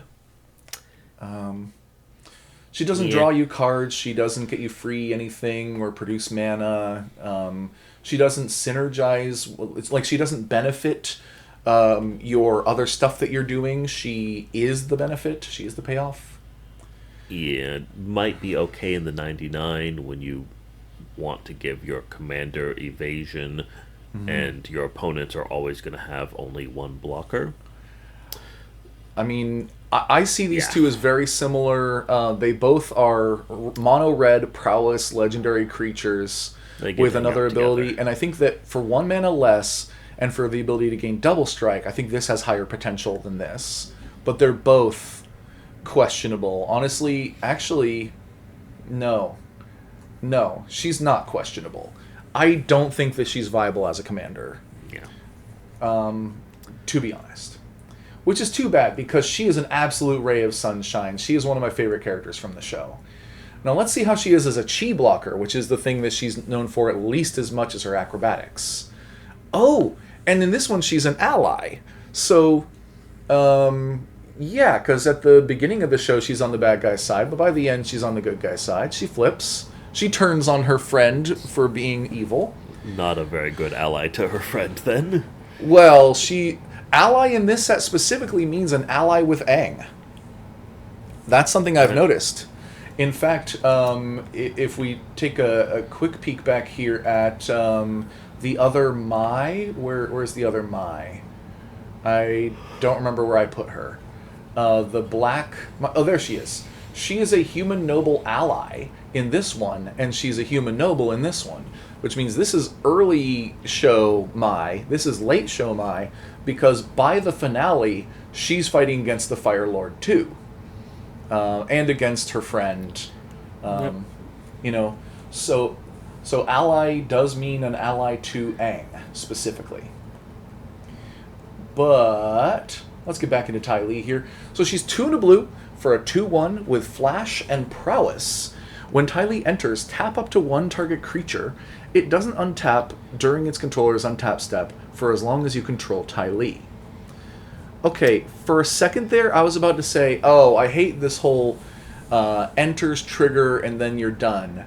But it's almost worse than that, because I thought that was going to put a stun counter on, but instead it keeps it tapped for as long as you control her. So pro, she taps down the thing basically permanently. Yeah. Con, you can't flicker her to do it repeatedly, which is a thing that blue could more have fair. done. I mean, yeah, it lets you stop the Voltron deck, and even if they kill her, she's in the command zone, you can stop it again for more mana. Yeah, I think it's better than 99. I think so too. Even with prowess and all that, like, prowess is nice, but prowess, I think for the most part, unless you can go infinite, it just gives like a couple of boosts, and that's nice. But If you're in mostly blue, that gives you some power on board, which is kind of nice because you probably need it. But maybe yeah, around here. it's something like specific that. blue spells that want creatures to to do toolboxy stuff and Yeah. handle Voltron, which isn't the most versatile answer ever. But yeah, I guess you also could stop the big mana dork, the one that taps for infinite Oh, mana. like a bloom tender or yeah. Any shenanigans I get up to with them. Yeah. And that, yeah, lets you slow that down. Okay. Well, so yeah, better in the 99. Not a great commander in that you probably want your commander to do more than tap a creature and then be like, even at flash speed, even with prowess, it pretty much just taps a creature and then you screw around. Uncle Iroh. This is the uncommon version of Uncle Iroh, and God, I gotta say, like, once again, my favorite character in the show. I want to be like him when I'm older. I'm not that old yet. And so I look at this guy and I'm like, if that text box were blank, I can just imagine all the things that I would love for that to say, basically, is what I'm getting at here, is that I would love for this guy to be my commander. Now, what does he do? A generic and 2 red-green hybrid for a legendary creature human noble ally. He's a 4/2 with firebending 1, and lesson spells you cast cost 1 less to cast. Considering that the other Irohs I was looking at all end up being kind of busted, maybe this is the one that I should build, considering that I'm not sure how to do much good with him. Your lesson spells costing 1 less is okay, but I mean, yeah, discount is great. Discount to lessons only, not so great. yeah. Firebending is probably going to be great, and just keep getting better going forward. It's a little narrow, so it's not just a mana dork. But why do they have to make him a 4/2? I mean, we colloquially use the term butt to refer to the toughness, and this guy is chunky. Except in the power and toughness mark, I would have expected him to be a 2/4. We know that he's like the Dragon of the West or something, and he is potentially a very powerful firebender, although this is probably the lowest point of his power. A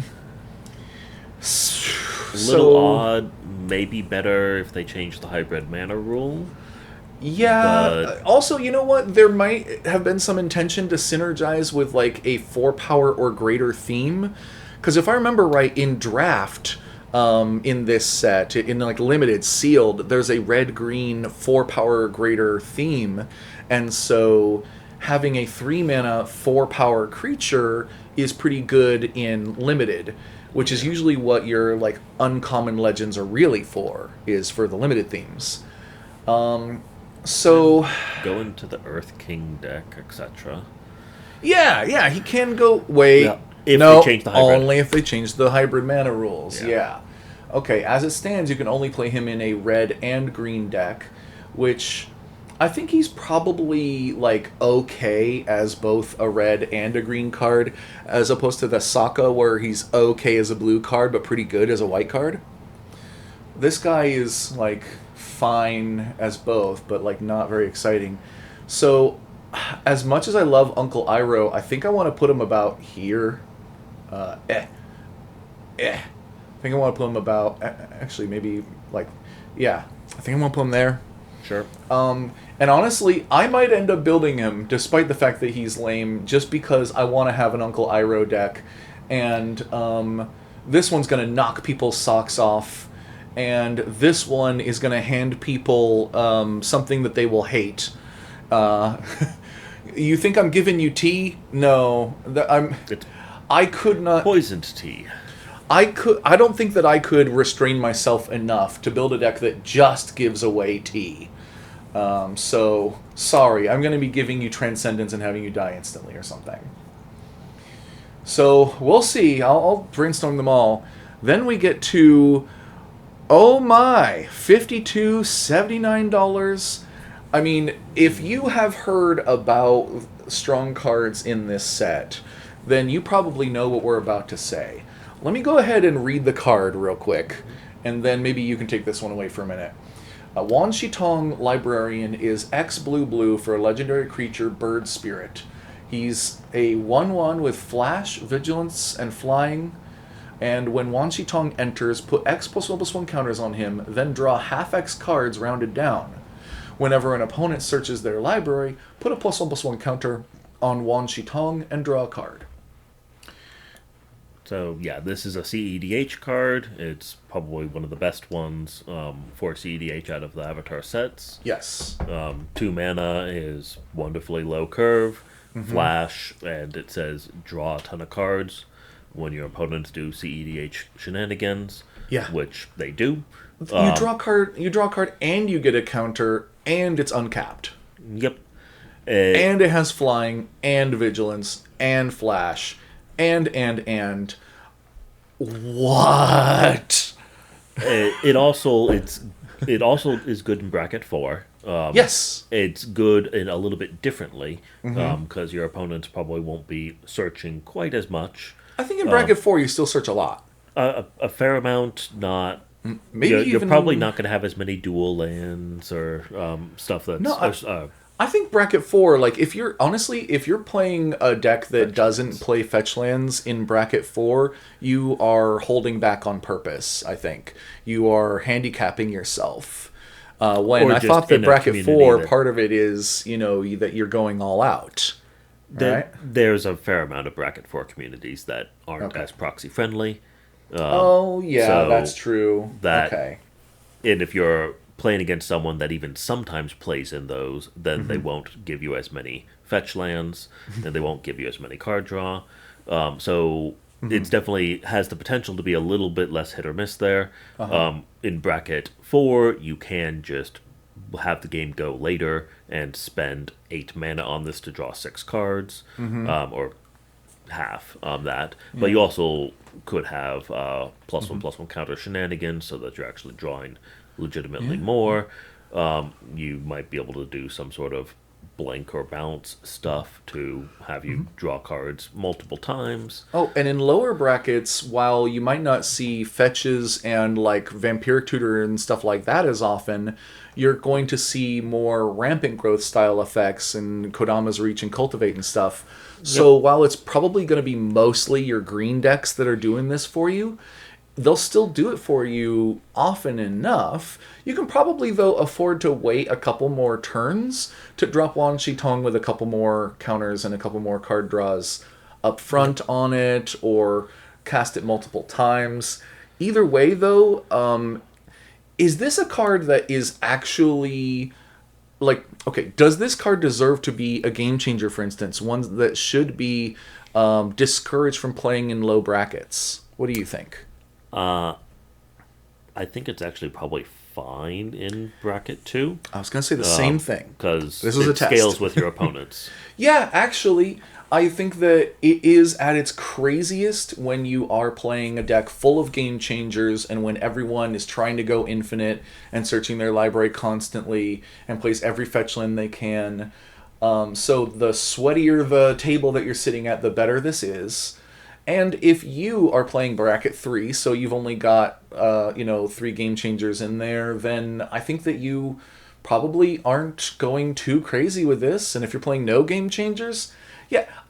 So while this is the best card in the set for competitive Commander, I don't think that it actually needs to be a game changer.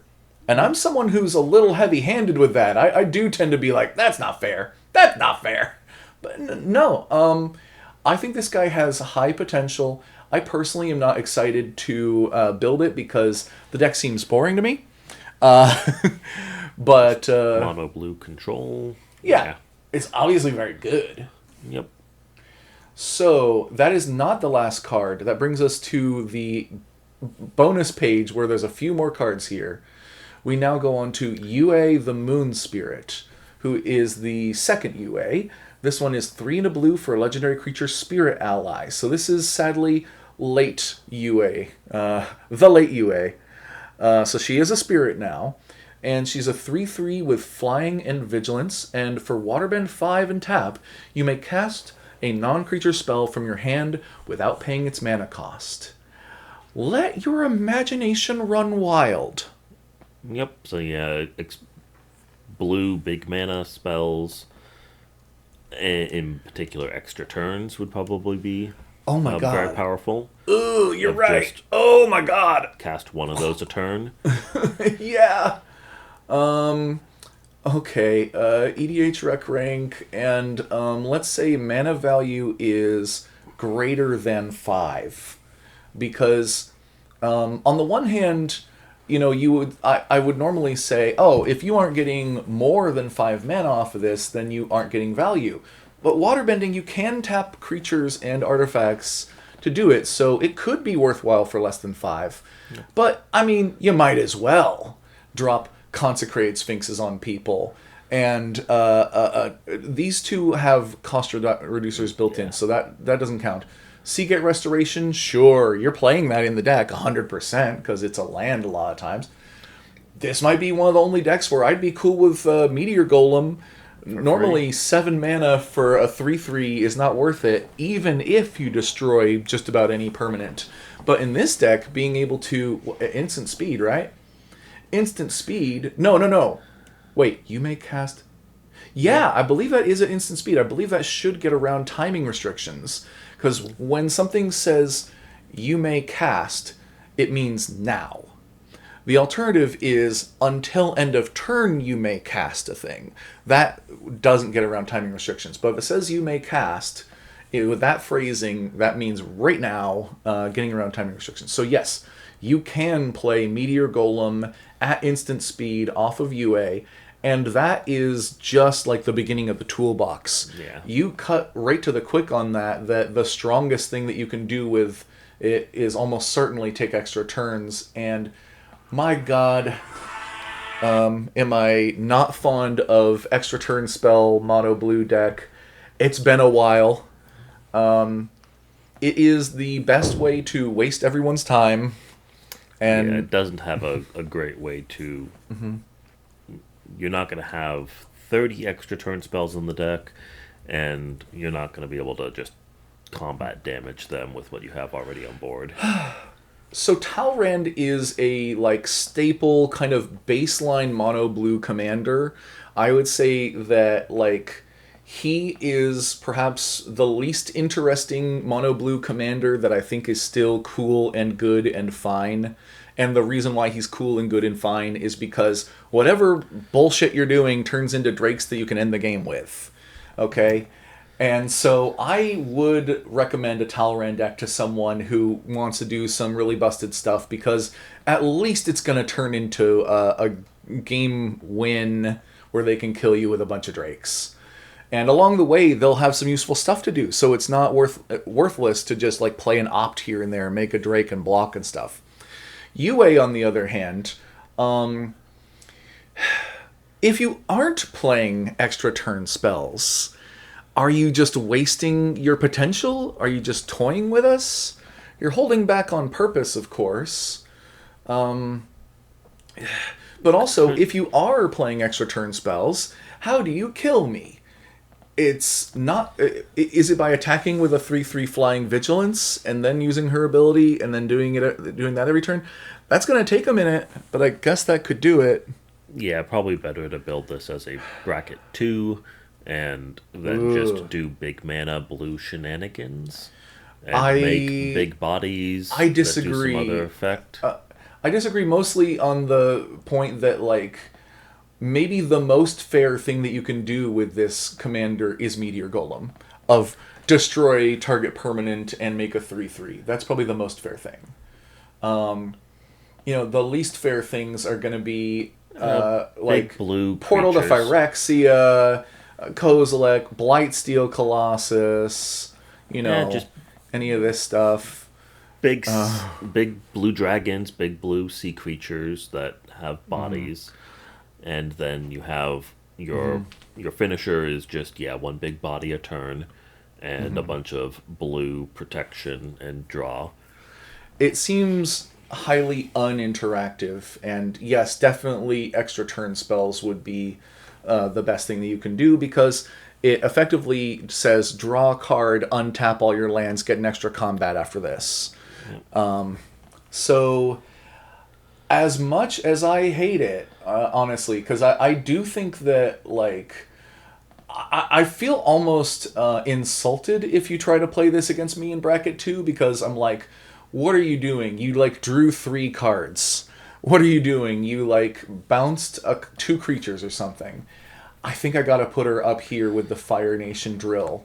I think these are very similar in the sense that if you don't optimize them, I feel a little, like, frustrated that, like, what are you doing? And if you do optimize them, they're so annoying and busted. I think the bracket 2 does have some potential because the extra turns is just straight illegal there. And then the most powerful thing you could do is blue Stompy, and there's not a lot of legitimate blue Stompy decks. Okay, you know what? Fine. If I do sit down with someone who's like a competent deck builder and they say, I thought that it would be fun to build mono blue Stompy with her, then you know what? Okay, I agree with you. And so high potential though, for sure. Yeah. For sure. Okay.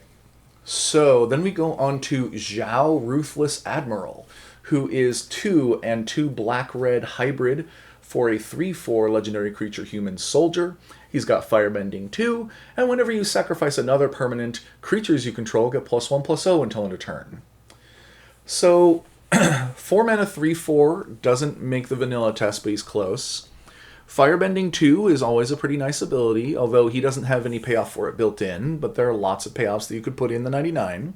A million payoffs. Whenever you sacrifice another permanent. So in theory, the payoffs are going to be sacrificing permanents, and it benefits creatures you control by giving them extra power. So in theory, to get the most value out of this, you would have a go-wide creature deck that sacrifices permanents regularly, in order to buff them. So you're going to be attacking with lots of, I don't know, imps or goblins or something. Zombies, maybe. So just looking at all the text on there and saying, like, what is, what deck is this card telling us to build? I don't think that he's going to be a great commander for the thing that he would be best at doing. Yeah, I mean, you can, with 10 creature tokens and a instant speed sack outlet, you can swing and do combat shenanigans where people decide, okay, I'm going to block this one and not block this one, and you can go, well, great, now I kill your blocker, or now I go around your blocker and do more damage. Okay, so we're talking about another, like, Goblin Bombardment deck. That would be great, isn't it? Oh, Talrand Goblin Bombardment. Talrand's not a goblin. What are we doing? He's a merfolk. Okay, so yeah.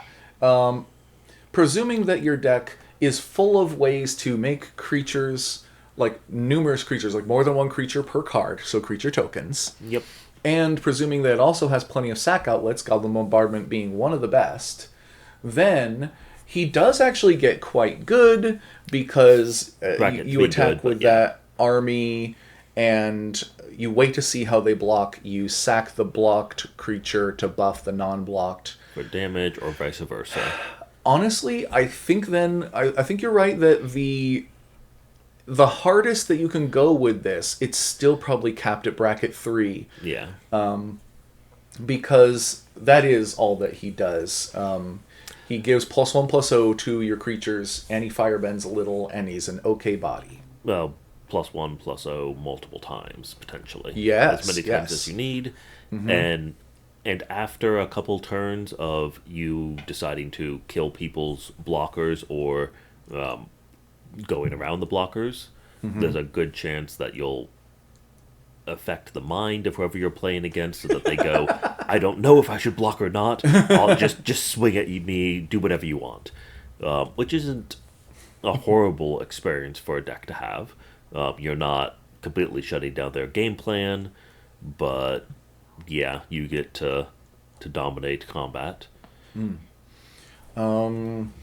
Okay, I'm curious how many instants there are that create creature tokens in this color, because instant would mean that you'd be able to take advantage of the firebending mana, and that would be optimal, I would think.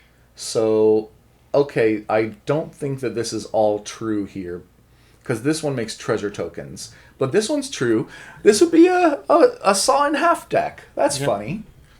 Not dead after all? What? That creates a roll token. That's not... Okay, this search is not optimal. But there are a fair amount of red stuff. More sorceries, but yeah. Okay, then let me say this. Maybe the top of questionable. Sure. Because this is actually, from what you just described, a decent, competent deck. I think that I feel like there's got to be better commanders out there for what he's doing, but maybe not. I don't think he's better in the 99. And he's definitely not high potential because of all of the kind of standard package stuff that you're going to have to cram in there. Seems like you're going to be playing 99 good cards and him. 99 cards that people play and him. So I'm still going to put him in questionable, but considering I do see a viable deck, I'll put him at the top of it. Now, Zhao the Moonslayer seems pretty scary at first glance. He did slay the moon. For a generic and a red, he's a 2/2 with menace. Non-basic lands enter tapped. Ooh boy. For 7, you put a Conqueror counter on him, and as long as Zhao has a Conqueror counter on him, non-basic lands are mountains. So I gotta say, as someone who plays Blood Moon in CEDH, I got excited when I first saw this because obviously he's doing a Blood Moon impression. 9 mana for Blood Moon is a lot. Yeah. Even in my mono red deck that's playing some, fast mana, some Seething Song and stuff like that, that 7 mana activation, there's no way.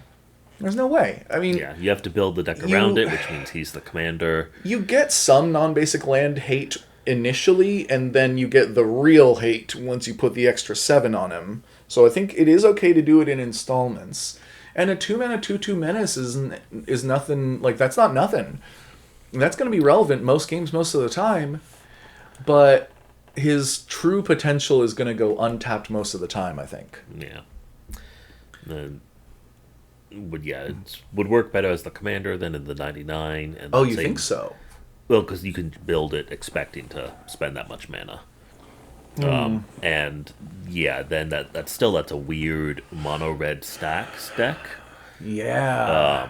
And I'm not sure if that is a viable thing, so I'd go questionable. Because on the one hand, I was thinking that okay, since that costs 7, you would want him in the 99 so that you can not be relying on... You have something more useful in the command zone, and then you could drop this later in a game or something. But no, there's not you're many right. decks that want that much mana Right. for The a ones sax that can effect. get to 7 mana reliably with him in the 99 would be like red and green or something. And he is terrible in a multicolor deck because Yeah. that's when you need the non-basics. Yep. So yeah, you want to be a mono red deck, of course, but then yeah, I think you're right that you would want to build around him. A bunch of rituals or mana rocks or whatever to get you there a little bit faster. Okay, but I But cannot say that he's lame. The effect is still like everything about him still kind of like checks out for the most part, in that the effect is extremely powerful. The body is efficient. I think he's I don't think he's lame, but there's no way that he's high potential or anything no. like that. So I put him here, maybe even like down a couple notches, Yeah. like around here. So we get to next to last card, Zuko Conflicted, which is a black and a red for legendary creature Human Rogue. He's a 2/3 for 2. Okay, so that passes the vanilla test. At the beginning of your first main phase, you choose one that hasn't been chosen, and you lose 2 life. Ouch, the 2 life.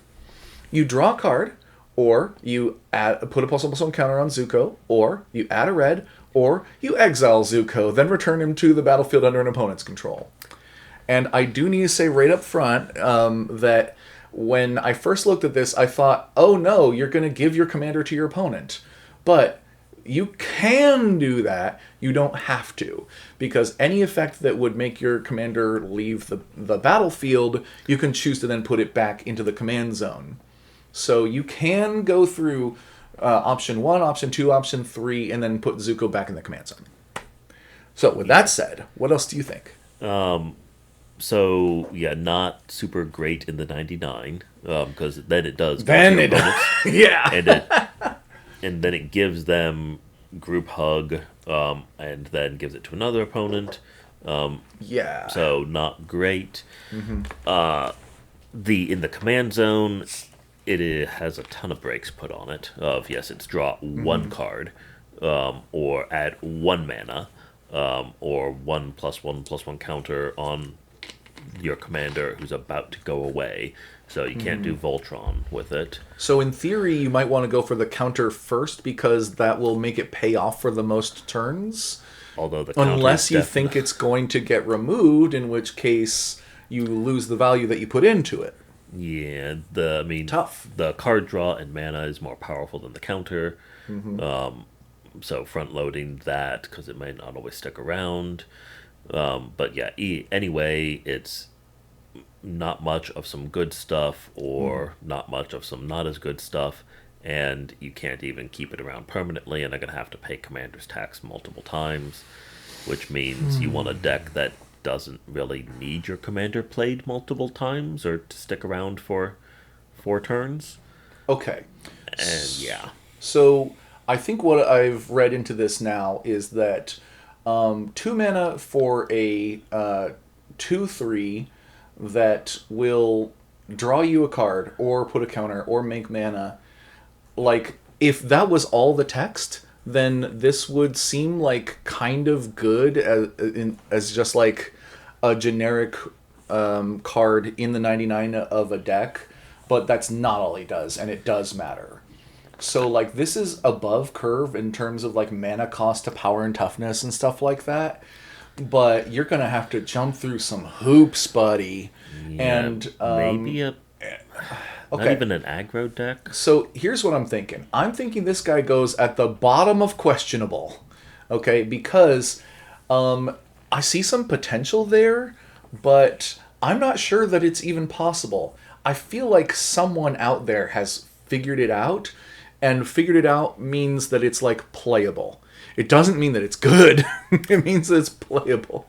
Yeah, and I think the 99 are going to be better than him, and there's Yeah. other commanders that give you those colors. Yeah. So I still hesitate to put him in lame, considering, like, how much better than a typical creature he is in a lot of ways. Your average creature doesn't draw you cards and make you mana and get counters for only 2 mana in black red. But your the average drawback, creature I sticks understand, would like pull it down. Well, actually, I don't know if your average creature does stick around for 4 turns. I don't know. But regardless, that's why I put him in questionable, but the bottom of it. Sure. And that is definitely on purpose in this case. Last card in the set is Zuko, the Exiled Prince. Literally his episode 1 form. I want the Avatar, I want my honor, my throne. For 3 generic and a red, he's a 4/3 with Firebending 3. And for 3, exile the top card of your library. You may play that card this turn. I like the exile flavor. I like. Oh, yeah. Yeah. I like the. It'd be better if they exiled him, but Well, yeah. but pretty good. I like that he's one more firebending creature. If you want a firebending deck, 4 mana is still probably fine.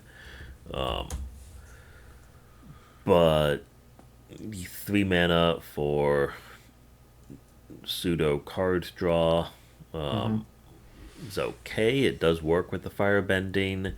If you have infinite mana, sure. Infinite mana in mono red's harder to get. Yeah. More likely to be played in the 99 than as a commander. 100% agree. I don't think this is the worst commander, but I think that Firelord Zuko would love to have his old version in the 99 just to look back at and go like, gosh, I was so young back then. Because exiling the top card of your library and being able to play it is like, it's okay, but it's really good when you get some kind of benefit from it, like put a +1/+1 counter on each creature you control. And Firebending 3 is great, but it's even greater when you have like a commander that pays it off in some way, or when you're playing multiple colors or something. And scales better, yeah. And yeah, okay, so Zuko Exiled Prince, not a terrible commander, but he is better in the 99, maybe somewhere around like here. Sure. Okay, and I'm willing to call it here that we have 6 cards, 6 commanders from the Avatar: The Last Airbender standard set that we are excited about. Even if some of these I am excited about and you're not, I think that these are the most exciting ones. They have the most potential, and may do some fun stuff on the battlefield or in deck building. I would personally be interested in brainstorming at least all of them. High potential, these are the ones that I expect people will turn into their commanders. I hope that I don't see Infinite Combo Long Fang very much. I hope I don't see Infinite Turns UA very much. I hope I don't see Board Wipes, Bonanza, Fire Nation Drill very much, but they undoubtedly have high potential. And then all of these cards are viable for Commander. These ones are your big question marks where it might be a fool's errand to try, and then these are the ones where it is you're definitely playing suboptimally if you include these. Which maybe for my Uncle Iroh deck, maybe I do that, just knowing that I'm doing that. But yeah, if you have these in your deck or as your commander, you can definitely do better. Do a little Scryfall searching, you'll find some stuff. So, that said, we have reached the end. Yep. And I'm pretty happy with how this turns out. And honestly, I love this set. I want to get a bunch of it. Yeah, a lot of excited and high potential. And so far it is selling far better than Spider-Man. It's not selling as well as The Lord of the Rings or Final Fantasy, but those are literally number 1 and 2 best-selling sets of all time. So if this ends up being number 3, and it might, then great. I love Avatar: The Last Airbender, and if this does end up being like the 3rd best-selling set of all time, then like how we are returning to The Hobbit after the success of The Lord of the Rings, we may return to The Legend of Korra in a few years after the success of this. We'll see. Because they left out Korra entirely. No Secret Lair even, which does leave a whole, bunch of potential for a Legend of Korra set, but that's all speculation. So with that said, I hope you'll have a good day, and I hope you all are having a good time playing Commander. Take care, everybody.